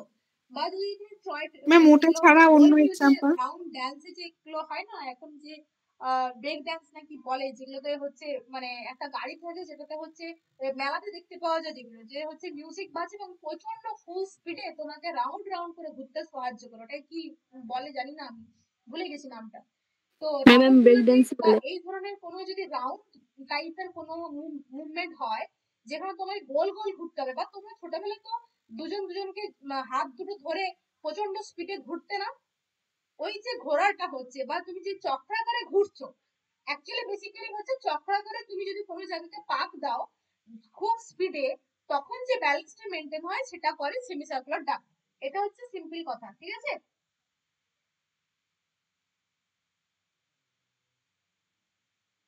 চক্রাকার ব্যালেন্সটা মেনটেন করার জন্য সেমি সার্কুলার ডাক্ট।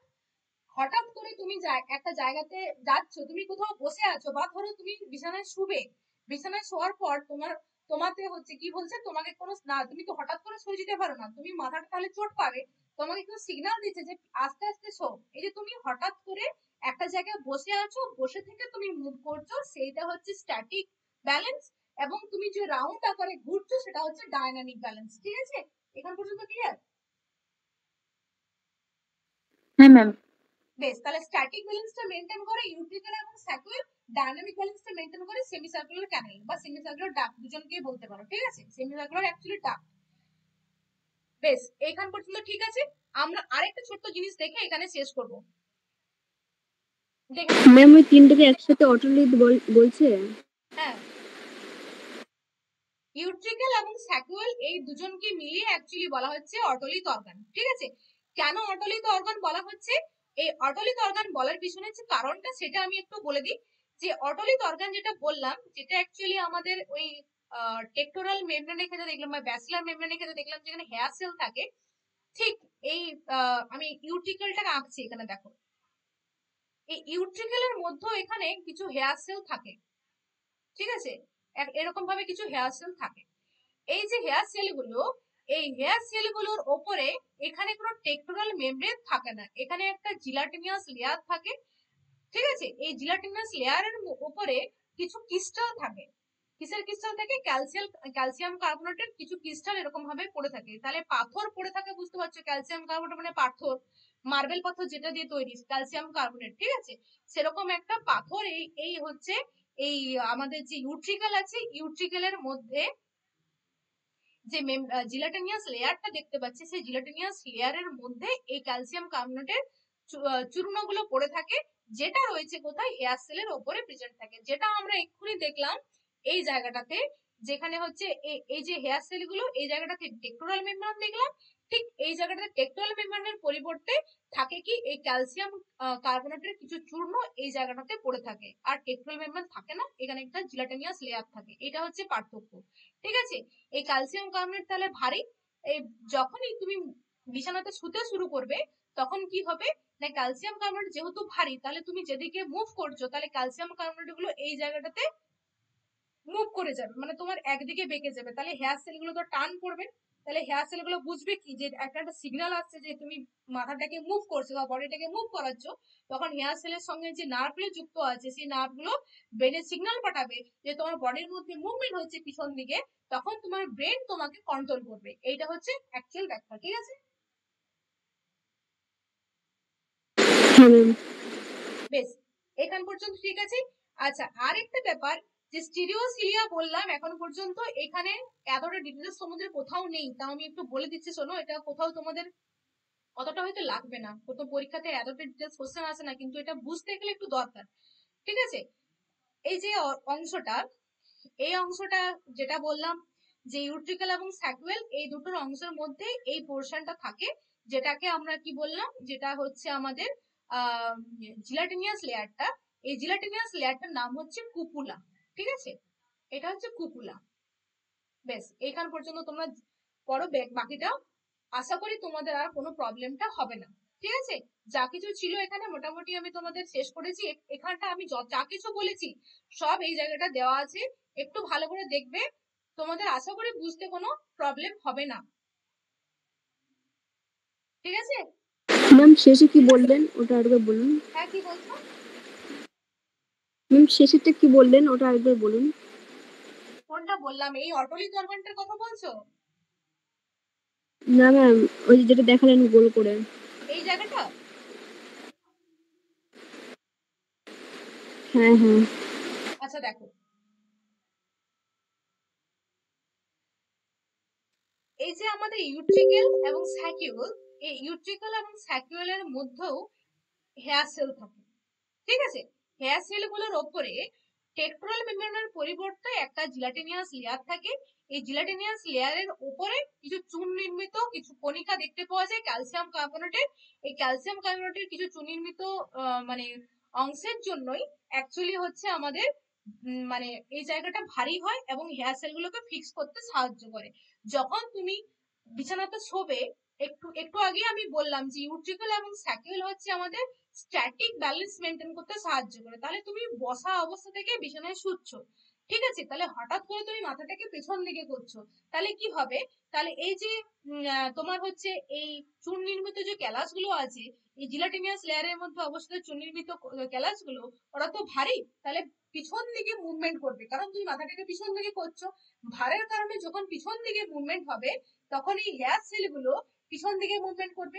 পিছন দিকে মুভমেন্ট হলে হেয়ার সেলগুলোর মধ্যে যে স্টিরিওসিলিয়া আছে এর মধ্যে টান পড়বে।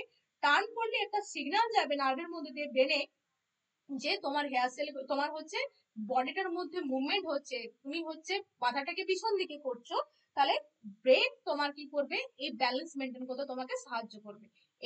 এইটা পর্যন্ত ক্লিয়ার হয়েছে নিশ্চয়ই? আর কোনো সমস্যা নেই? ম্যাম কুপুলাটা কি বললেন? কুলা হ্যাঁ। কুপুলার কিছুই নয়। কুপুলা পড়তে গেলে তোমাকে তাহলে আবার সেমি সার্কুলার ডাকটা পড়তে হবে। ঠিক আছে, সেমি সার্কুলার ডাকটা আমি অ্যাকচুয়ালি তোমাদের ডিটেলসে অতটা তোমাদের দরকার নেই। ঠিক আছে, কুপুলাটার কিছুই নয়, এখানেও এক টাইপের হেয়ার সেল থাকে স্টিরিও আমাদের সেমি সার্কুলার ডাক্টের মধ্যে।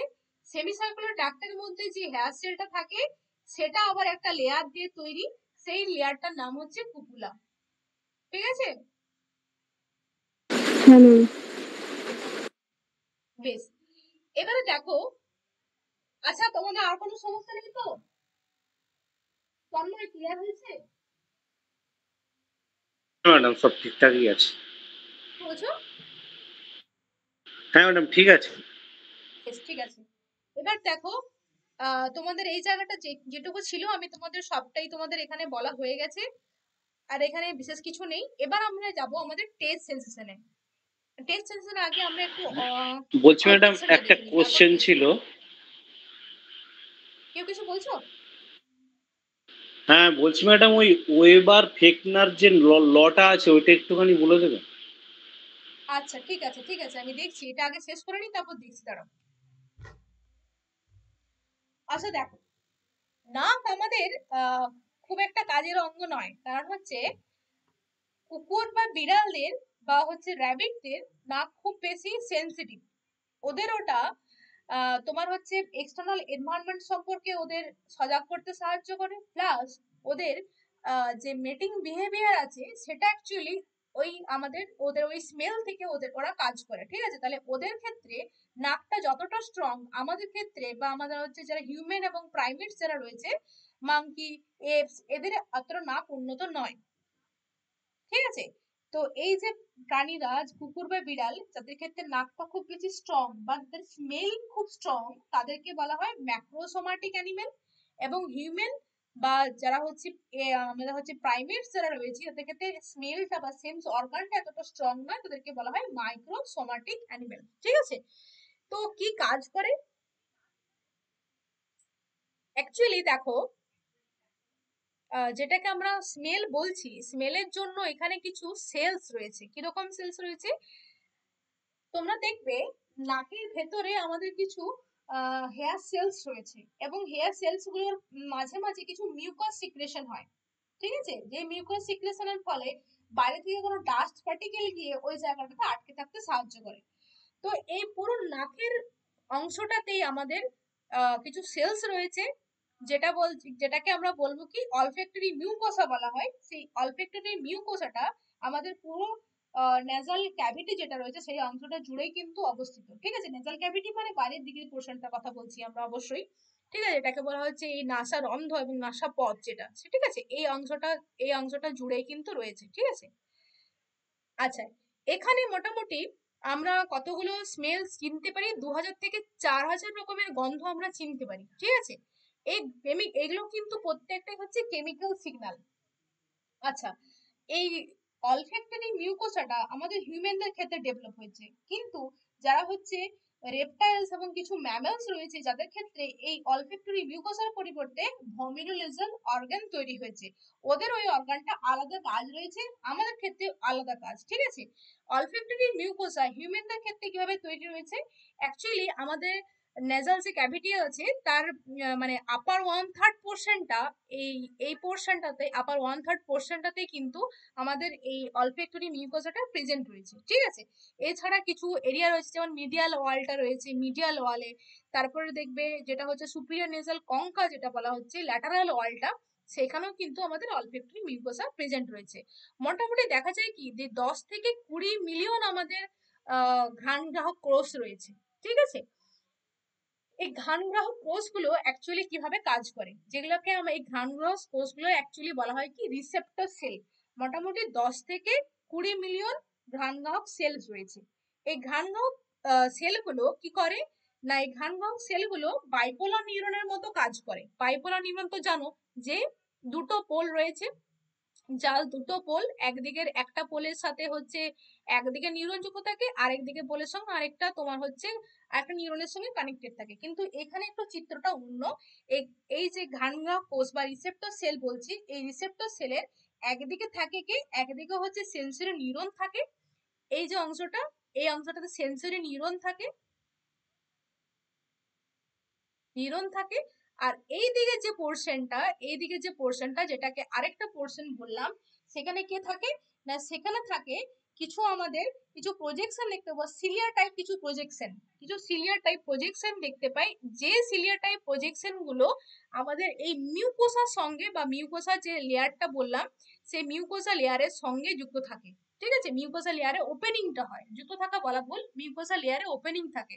তাহলে কিভাবে আমাদের স্মেল আসে না, যখন কোনো স্মেল মানে কি, বা কোনো স্মেল বলতে আমরা কি বুঝি, কোনো কেমিক্যাল স্টিমুলি, কোনো কেমিক্যাল সিগন্যাল। ঠিক আছে, কোনো কেমিক্যাল স্টিমুলি যখন আসছে, তখন এই কেমিক্যাল স্টিমুলি গুলো প্রথমে আসে কোথায়, এই মিউকোসার মধ্যে আসে।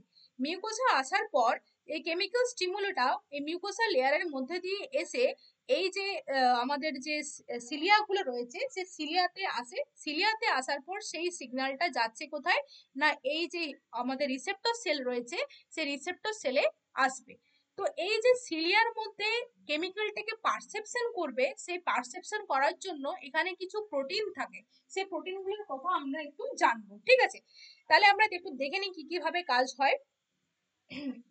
এই যে সিলিয়ার মধ্যে যে যে সেলটা অ্যাকচুয়ালি কেমিক্যালটাকে পারসেপশন করতে সাহায্য করে তার একটা নাম আছে। নামটা কি বলতো, কেউ জানো? এই নামগুলো হচ্ছে এই যে প্রোটিনটা, এই প্রোটিনটা অ্যাকচুয়ালি দায়ী, এই রিসেপ্টর সেলেই থাকে এগুলো। এই প্রোটিনটার নাম হচ্ছে অডোরেন্ট বাইন্ডিং প্রোটিন, অডোরেন্ট বাইন্ডিং প্রোটিন। ঠিক আছে, এই অডোরেন্ট বাইন্ডিং প্রোটিন এই সিলিয়া থেকে আসা কেমিক্যালটাকে ক্যাচ করার পর এই রিসেপ্টর সেলের মধ্যে নিয়ে আসার পর কি করবে না, এই রিসেপ্টরে নিয়ে আসার পর এই অডোরেন্ট বাইন্ডিং প্রোটিনটা নিশ্চয়ই এখানে আবার একটা কোনো তার রিসেপ্টর আছে যেখানে ও বাইন্ড করতে পারবে, কারণ প্রোটিন এসে তার রিসেপ্টরে না লাগলে সেটা সিগন্যাল জেনারেট করবে না। তাহলে এই রিসেপ্টর সেলের মধ্যে নিশ্চয়ই তার এই অর্ডারেন্ট বাইন্ডিং প্রোটিনের জন্য একটা রিসেপ্টর রয়েছে।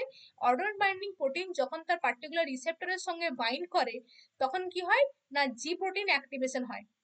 জি প্রোটিন অ্যাক্টিভেশন হয়।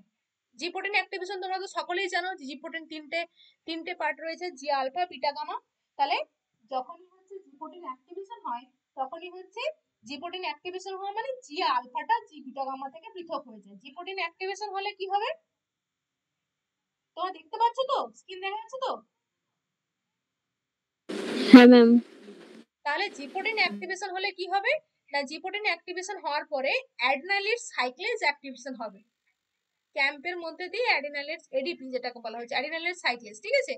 অ্যাডেনালেট সাইক্লেজ অ্যাক্টিভেটেড হওয়ার পরে এখানে ক্যালসিয়াম চ্যানেল ওপেন করবে, তারপরে অ্যাকচুয়ালি আমরা কোনো কিছু সিগন্যাল জেনারেট করব, ঠিক আছে? সেই সিগন্যালটা কার মধ্যে যাবে, এই যে বাইপোলার সেলের আরেকটা নিউরনস রয়েছে, এই নিউরনের এন্ডিং প্রান্ত দিয়ে আমাদের যেটা হচ্ছে স্মেল সেন্সেশনের জন্য যে এরিয়াটা রয়েছে সেখানে যাবে।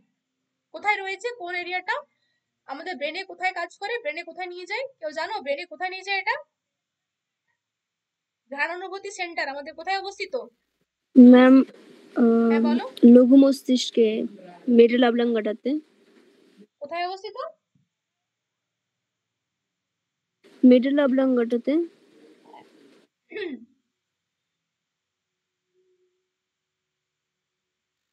olfactory,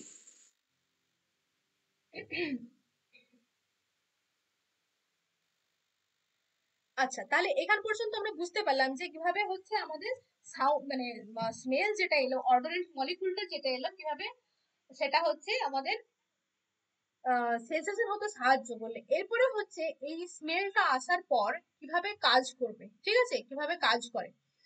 তার আগে দেখতে হবে এই স্মেল সেন্সেশনের জন্য শুধুমাত্র যে রিসেপ্টর সেল প্রয়োজন আছে তা নয়, এখানে আরো দুটো টাইপের সেল আছে, একটা হচ্ছে সাপোর্টিং সেল আর একটা হচ্ছে বেসাল সেল। সাপোর্টিং সেলটা কিরকম না, সাপোর্টিং সেলটা হচ্ছে বুঝতেই পারছো যেটা হচ্ছে সাবস্টান্টিকুলার সেল নামেও পরিচিত। এটা অ্যাকচুয়ালি তোমার হচ্ছে এটা বিশেষ কিছু কাজ নেই সেরকম, এই সেলটা শুধুমাত্র মিউকাস সিক্রেশনে সাহায্য করে, ঠিক আছে? আর বেসাল সেল যেটা রয়েছে সেটা হচ্ছে স্টেম সেল হিসেবে কাজ করে। এই বেসাল সেলটা যখন কোনো এই অর্ডারেন্ট আমাদের রিসেপ্টর সেল নষ্ট হয়ে যায় তখন আমরা নতুন করে রিসেপ্টর সেল তৈরি করতে বেসাল সেলটা স্টেম সেল হিসেবে কাজ করে, এটা হচ্ছে কাজ, ঠিক আছে? আচ্ছা, এরপরে দেখো যে কিরকম টাইপের বা কিভাবে আমাদের স্মেল পারসেপশন হয় এখানে পর্যন্ত বুঝতে পেরেছি, কিন্তু স্মেল সেন্সেশনের জন্য কিছু পাথওয়ে রয়েছে, সেই পাথওয়ে গুলো ইম্পর্টেন্ট, এই পাথওয়েটা একটু দেখতে হবে, ঠিক আছে? দেখো, আমরা এতক্ষণ পর্যন্ত এই ছবিটা দেখলাম যেখানে আমাদের রিসেপ্টর সেল থেকে একটা নিউরন এলো, নিউরনটা এই অর্ডারেন্ট মলিকুলটা থেকে সিগন্যালটা নিয়ে নিল। এই সিগন্যালটা নিয়ে নেওয়ার পর ও কিভাবে কাজ করবে, সিগন্যালটা নিয়ে নেওয়ার পর দেখো এই সিগন্যালটা এলো, তো এই অনেকগুলো অর্ডারেন্ট মলিকুল এসে আমাদের মিউকোসাতে এলো, মিউকোসাতে আসার পর রিসেপ্টর সেল, অনেকগুলো রিসেপ্টর সেল আছে, অনেকগুলো রিসেপ্টর সেলের একজন অ্যাকচুয়ালি একটা মানে যে প্লেটের মধ্যে বা যে অংশটার পাশ দিয়ে ও পেরোয় তাকে বলা হচ্ছে কি সিব্রিফর্ম বোন বা সিব্রিফর্ম প্লেট। অনেকগুলো রিসেপ্টর সেলের একজন যে পার্টটা থেকে বেরোচ্ছে বা যে পার্টটা দিয়ে ওপেনিং হচ্ছে সেই পার্টটাকে বলা হচ্ছে সিব্রিফর্ম প্লেট, ঠিক আছে?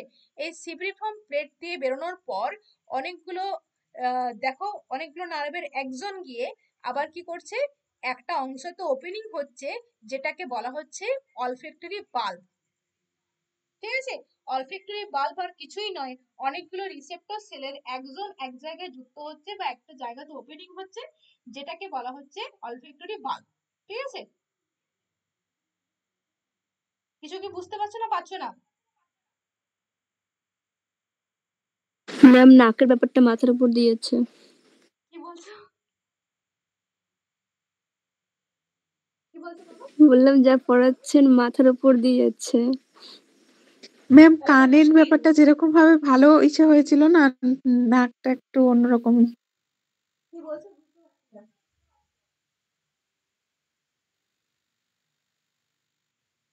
নাকটা একটু অন্যরকম লাগছে। হ্যাঁ ম্যাম, কানটা যে এরকম ভাবে মানে খুব ক্লিয়ার বুঝলাম তো, মানে মানে এটা নাকটা একটু নাক কান সব নিয়েই তো আমাদের অঙ্গ, তাই না? বুঝতে তো হবে। সবটাই কি আর কানের মতো হবে বলো? নাকটা তাহলে তোমরা দুটো জিনিস মনে রাখতে পারো। আমি তোমাদের যেগুলো কোশ্চেন আসবে সেগুলো বলে এখন বেরিয়ে যাচ্ছি, যদি সময় পাই তাহলে এগুলো আবার বলবো, ঠিক আছে? এটা অন্তত তোমাকে আমি করতে পারি তোমাদের জন্য। দেখো তাহলে কান নাকটা থেকে বেশি খুব একটা কোশ্চেন আসে না। নাকটা থেকে কি কি কোশ্চেন আসে? নাকটা থেকে একটা কোশ্চেন আছে, সেটা হচ্ছে অলফ্যাক্টরি বাল্বটা কি জিনিস, এখানে কি কি সেল থাকে সেটা কোশ্চেন আছে। আচ্ছা, নাকে হচ্ছে আমাদের কি নার্ভ থাকে সেটা কোশ্চেন আছে। তাহলে ওগুলো একটু বলে নিই, ওটা বলে আমি আজকে কনক্লুশন করি নাকি? হ্যাঁ ম্যাম। ঠিক আছে, দেখো তাহলে একটা জিনিস মনে রাখো, নাকে হচ্ছে একটা আহ কিছু সেল থাকবে, যে সেলগুলো আমাদের অর্ডারেন্ট মলিকুলগুলোকে রিসিভ করবে, ঠিক আছে? মানে অর্ডারেন্ট মলিকুল আর কিছুই নয়, সেটা হচ্ছে কিছু কেমিক্যাল সিগন্যাল, কিছু ভোলাটাইল বা কিছু কেমিক্যাল স্টিমুলি। সেই কেমিক্যাল স্টিমুলি গুলো আমাদের নাকে আসার পর নাকের কিছু সেল সেটার প্রতি সেন্সিটাইজড হবে। কোন কিরকম ধরনের সেল সেন্সিটাইজড হবে? সেটা হচ্ছে রিসেপ্টর সেল সেন্সিটাইজড হবে। সেই রিসেপ্টর সেল যে সেন্সিটাইজড হচ্ছে, সেই রিসেপ্টর সেলগুলো সেন্সিটাইজড হওয়ার জন্য এখানে কি রয়েছে, রিসেপ্টর সেলগুলো সেন্সিটাইজড হবে তার জন্য ওই একটা প্রোটিন থাকে যে ওই অর্ডারেন্ট মলিকুলগুলোকে রিসিভ করবে, তার নাম হচ্ছে অর্ডারেন্ট বাইন্ডিং প্রোটিন। এই অর্ডারেন্ট বাইন্ডিং প্রোটিন ওই কেমিক্যাল স্টিমুলিগুলোকে রিসিভ করার পর রিসেপ্টর সেলে নিয়ে আসবে। রিসেপ্টর সেলে নিয়ে আসার পর সেই রিসেপ্টর সেলটা এক্সাইটেড হবে। এক্সাইটেড হওয়ার পর সেই সিগন্যালটা আমাদের অলফ্যাক্টরি নার্ভের মধ্যে দিয়ে ব্রেনে পাঠাবে। এইটুকু ক্লিয়ার হয়েছে তো? হ্যাঁ ম্যাম। তাহলে এই যে অলফ্যাক্টরি নার্ভে যাচ্ছে বা অলফ্যাক্টরি নার্ভ গুলো যে জায়গাতে ওপেনিং হচ্ছে, তারা একটা বাল্বের মতো গঠন তৈরি করেছে। সেই বাল্বের মতো গঠনটাকে বলা হচ্ছে অলফ্যাক্টরি বাল্ব, ঠিক আছে?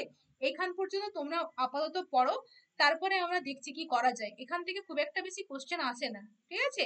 যে কোশ্চেন গুলো আছে সেগুলো আমি তোমাদের মোটামুটি বললাম, শুধুমাত্র পাথওয়েটা একটুখানি তোমাদের পড়তে হবে, যেটা এখানে দেওয়া আছে একবার দেখবে।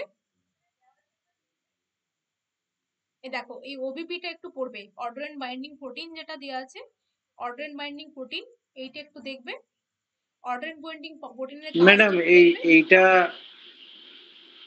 হ্যাঁ ম্যাডাম বলো, কি এইটা বলছো? নেক্সট দিন একটুখানি বলছি, ম্যাডাম এইটা নেক্সট দিন একটুখানি যদি আধ ঘন্টা বলে তারপরে বাকিটা অন্য কোনটা?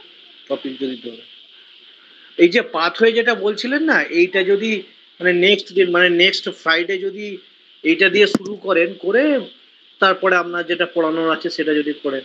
হ্যাঁ, সেটাও করলে হয়, সেটাও করলে সমস্যা নেই। হ্যাঁ ম্যাম। আসলে কি বলতো, এইগুলো একদিনে তো শেষ হওয়ার নয়, এগুলো অনেক টাইম লাগবে, কারণ তোমাদের কানটা করতে দুদিন লাগার কথা, ঠিক আছে?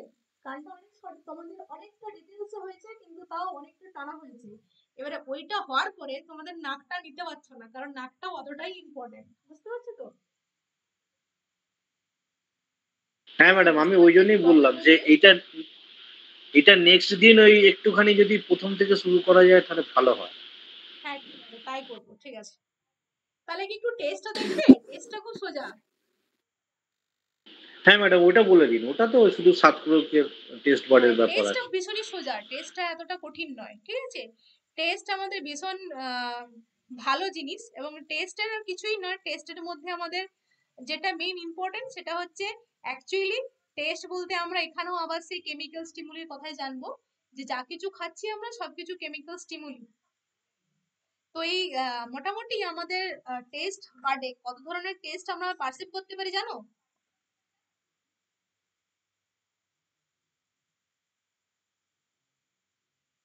কেউ জানো যে আমরা কত ধরনের টেস্ট পাই?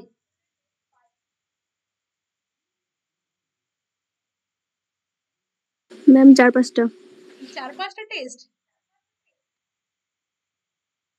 আচ্ছা, ঠিক আছে, দেখো দেখো। 4 রকমের। হ্যাঁ, কি বলছো? 4 রকম। দেখো, আমরা মোটামুটি 4টে টেস্ট পাই, ঠিক আছে? কি কি? মিষ্টি, মিষ্টি, সুইট, তিতো, সবার মানে অম্ল, আর লবণাক্ত, সল্টি টেস্ট। ঠিক আছে, এইটা আমরা জানতাম যে আমরা চারটা টেস্ট পাই। পরে আবিষ্কার হয় যে আমাদের আরেকটা টেস্ট পাই, সেটা হচ্ছে উমামি টেস্ট বলা হয়। ঠিক আছে, উমামি টেস্ট। তো এই টেস্ট গুলো আমাদের কোথায় পারসেপশন হয় না, অ্যাকচুয়ালি আমাদের টেস্ট বার্ডে পারসেপশন হয়। এই টেস্ট বার্ড গুলো যেটা রয়েছে সেগুলো আবার কিরকম বলতো, জিভের মধ্যে দেখবে কিছু এবড়ে খেবড়ে এবড়ে টাইপের অংশ দেখতে পাবে, জিভটা ভালো করে দেখলেই বুঝতে পারবে কিছু উঁচু উঁচু টাইপের অংশ হয়ে আছে। ঠিক আছে, এগুলোকে বলা হয় কি প্যাপিলে। ঠিক আছে, এই প্যাপিলে গুলো তিনটে টাইপের রয়েছে, একটা হচ্ছে ফাঙ্গিফর্ম, একটা হচ্ছে সার্কামভ্যালেন্ট, আর একটা হচ্ছে ফিলিফর্ম, যেগুলোকে অ্যাকচুয়ালি বাংলাতে এই প্যাপিলে গুলো হচ্ছে স্বাদপুরি বলা হয়। ঠিক আছে, জিভের যে অংশগুলো ছাতার মতো বা একটু দেখবে ফোলা ফোলা অংশ রয়েছে সেগুলোকে স্বাদপুরি বা প্যাপিলে বলা হয়। এই প্যাপিলে গুলো তিনটে টাইপের হয়, ফাঙ্গিফর্ম, ফিলিফর্ম আর সার্কামভ্যালেন্ট। মোটামুটি এই প্যাপিলে গুলো 10,000 রয়েছে, আমাদের জিভে 10,000 স্বাদকোরক রয়েছে। ঠিক আছে, এই স্বাদকোরক গুলো অবস্থান অনুযায়ী আমাদের জিভের টেস্ট গুলো আলাদা আলাদা হয়। এই যে প্যাপিলি গুলো দেখতে পাচ্ছি, যেটাকে স্বাদকোরক বলছি, ঠিক আছে, এই স্বাদকোরকে মোটামুটি 8 থেকে 18টা পর্যন্ত দেখা যায় এই স্বাদকোরক গুলো। ঠিক আছে, যেগুলো হচ্ছে আমাদের গ্রাহক সেল হিসেবে কাজ করে। ঠিক আছে, দেখো এই যে যেটা বলছি আমাদের এক্ষুনি সার্কামভ্যালেন্ট প্যাপিলি গুলো বললাম না, সেটা দেখবে জিভের পিছন দিকটা একটু ভালো করে লক্ষ্য করে দেখবে যে অনেকগুলো বড় বড় সাদার মতো অংশ রয়েছে, যেগুলো জিভের সামনের দিকের তুলনায় অনেক বড়, একটু সাইজে বড় হয়, ওগুলোকে বলা হয় সার্কামভ্যালেন্ট প্যাপিলি। এটাকে বলা হয় সার্কামভ্যালেন্ট, জিভের পিছন দিকে অবস্থিত। তারপরে রয়েছে কি, তারপরে রয়েছে ফাঙ্গিফর্ম, ফাঙ্গিফর্ম প্যাপিলি। ফাঙ্গিফর্ম প্যাপিলিটা রয়েছে তোমার অ্যাকচুয়ালি সাইডের দিকে, এখানটা তোমার দেখাটা ঠিক হয়নি, এখানটা এটা অ্যাকচুয়ালি সাইডের দিকে থাকবে। ঠিক আছে, এই সাইড বরাবর, দু সাইড বরাবর যে পেছন থাকে কিছু ছাতার মতো প্যাপিলা দেখতে পাওয়া যায় জিভের সাইডে, দেখবে একটু আনানি ভালো করে লক্ষ্য করে দেখবে জিভের সাইডে একটু অন্য ধরনের প্যাপিলা দেখতে পাওয়া যায়, ছাতার মতো কিছু প্যাপিলা দেখতে পাওয়া যায়, সেটাকে বলা হচ্ছে ফাঙ্গিফর্ম।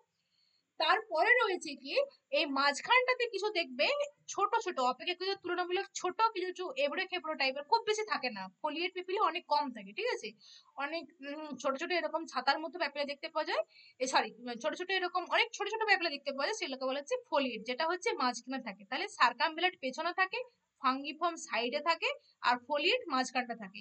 এই তিনটে টাইপের প্যাপিলা দেখতে পাওয়া যায়। এই প্যাপিলা গুলোর মধ্যে ম্যাম অ্যাকচুয়ালি কিছু আমাদের স্বাদ কোষ রয়েছে, সেই স্বাদ কোষ ম্যাম গুলো ফিলিফর্ম আমাদের, কোথায় থাকে? হ্যাঁ বলো। ম্যাম ফিলিফর্ম প্যাপিলের কোথায় থাকে? ফিলিফর্ম, ফিলিফর্মের বাংলা তোমাকে ফিলিফর্মের বাংলা বলার থেকে আমার মনে হচ্ছে ফোলিয়েট, না ম্যাম ফোলিয়েট, বাংলা না, মানে ওটা, ওটাই কি ফিলিফর্ম? ফিলিফর্ম, হ্যাঁ ম্যাম ফিলিফর্ম, আগের পাতাতেই তো ফিলিফর্ম ছিল। আলাদা জিনিস, ঠিক আছে, আর ফোলিয়েট আলাদা জিনিস।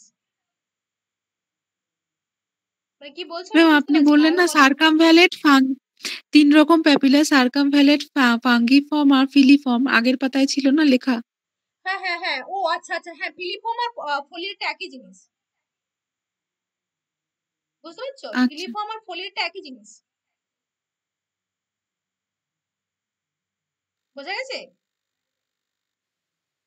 হ্যাঁ ম্যাম। ঠিক আছে, অ্যাকচুয়ালি এর মধ্যে আবার কিছু এই যে প্যাপিলে গুলো দেখলাম, এই প্যাপিলে গুলোর মধ্যে অ্যাকচুয়ালি আমাদের এই স্বাদকোষ থাকে, স্বাদকোরক থাকে, যেটা হচ্ছে 8 থেকে 18টা এক একটা সেলে থাকে। ঠিক আছে, এই যে সার্কামভ্যালেন্ট প্যাপিলে বললাম বা ফোলিয়েট বা ফাঙ্গিফর্ম বললাম, এগুলোর মধ্যে যে স্বাদগ্রাহক কোষগুলো থাকে, সেই স্বাদগ্রাহক কোষগুলো 8 থেকে 18টা থাকে। ঠিক আছে, তাহলে এই যে অংশটা, এইটা হচ্ছে একটা হচ্ছে স্বাদকোরকের চিত্র, এটা একটা স্বাদকোরকের চিত্র, এই অংশ যেটা দেখতে পাচ্ছ একটা স্বাদকোরকের চিত্র।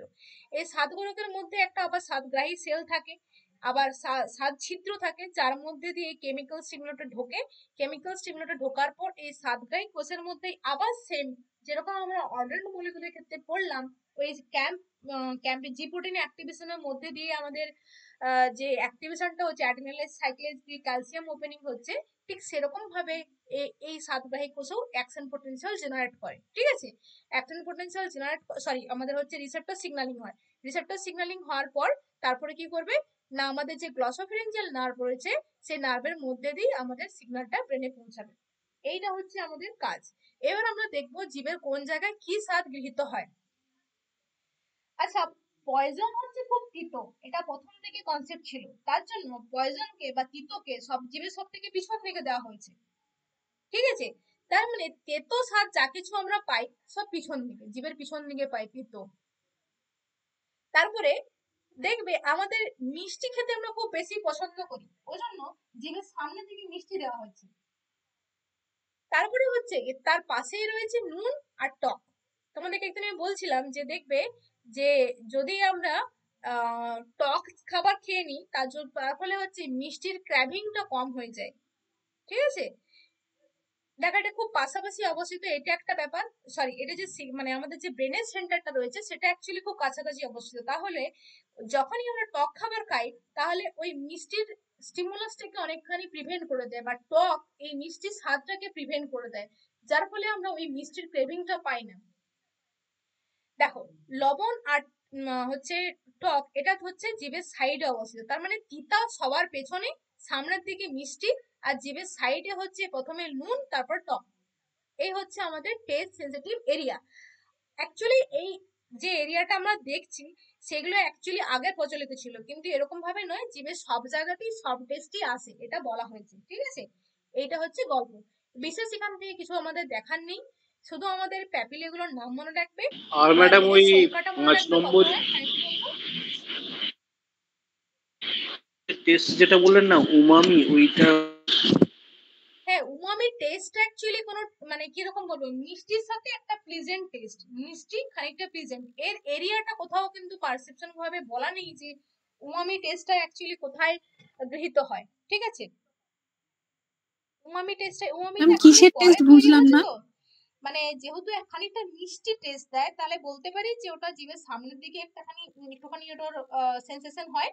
আর একটা ওটা যেটা মেন কাজ এটা হচ্ছে যে ওটা একটা আমাদের জীবের মধ্যে প্লিজেন্ট একটা টেস্ট দেয়। ঠিক আছে, আমাদের ব্রেনকে সিগন্যাল দেয় যে তুমি খুব একটি ভালো খাবার খেয়েছো, যেটা হচ্ছে এমএসজি, যেটাকে বলছি আমরা মনোসোডিয়াম গ্লুটামেট, চাইনিজ খাবারগুলোতে আমরা যেটা পাই। ঠিক আছে,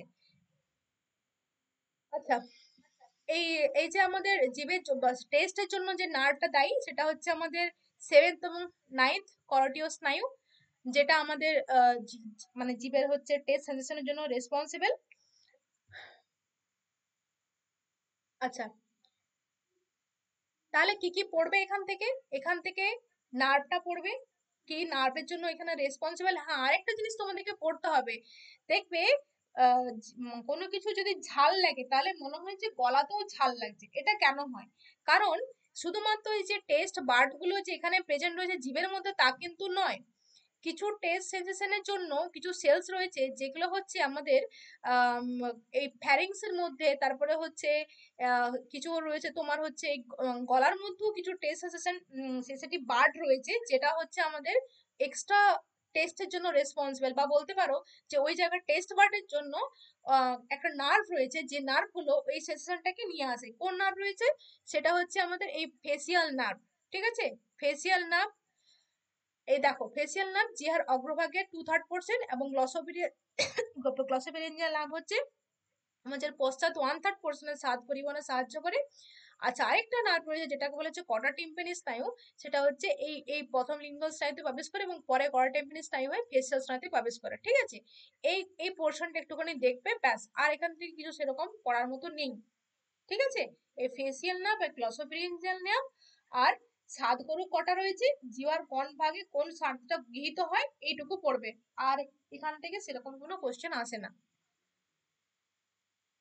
আর ম্যাডাম আমাদের মস্তিষ্কের কোন অংশ সেন্সেশনটাকে করে আর কি, মানে তৈরি করে? ও, তাহলে তোমাদের একটু পাথরটা বললে তো বেটার হতো। পাথরটা কি বলবো, মাথায় ঢুকবে? বলছি ম্যাডাম মানে ওর নাম আছে মানে? কোনো পার্টিকুলার নাম? এটা হচ্ছে গাস্টেটরি কর্টেক্স বলা হয়, গাস্টেটরি কর্টেক্স টেস্ট এরিয়া, এটা হচ্ছে গাস্টেটরি কর্টেক্স এরিয়া বলা হয়। ঠিক আছে? এটা থ্যালামাস থেকে অ্যাকচুয়ালি গ্যাস্ট্রোটারি কর্টেক্সে যায়। ম্যাম হাইপোথ্যালামাস হবে না? হাইপোথ্যালামাস, হ্যাঁ বলতে পারো হাইপোথ্যালামাস, কিন্তু হাইপোথ্যালামাসে অ্যাকচুয়ালি মানে পার্টিকুলার এরিয়া রয়েছে, ঠিক আছে? সেটা হচ্ছে আমাদের গ্যাস্ট্রোটারি কর্টেক্স এরিয়া বলা হয়। অ্যাকচুয়ালি যেটা মানে এরিয়াটা, এটা হচ্ছে কি বলবো, সেটা হচ্ছে যে নিউক্লিয়াস অফ ট্র্যাক্টাস সলিটারিস, যেটা মেডালাতে অবস্থিত, ঠিক আছে?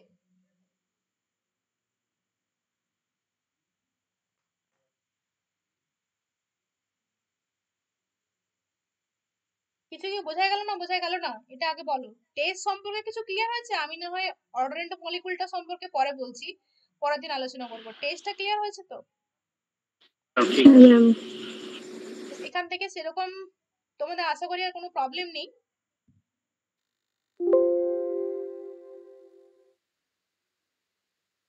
ম্যাম বলো। হ্যাঁ বলছিলাম এর আগের দিন যে পড়িয়েছিলেন সেখান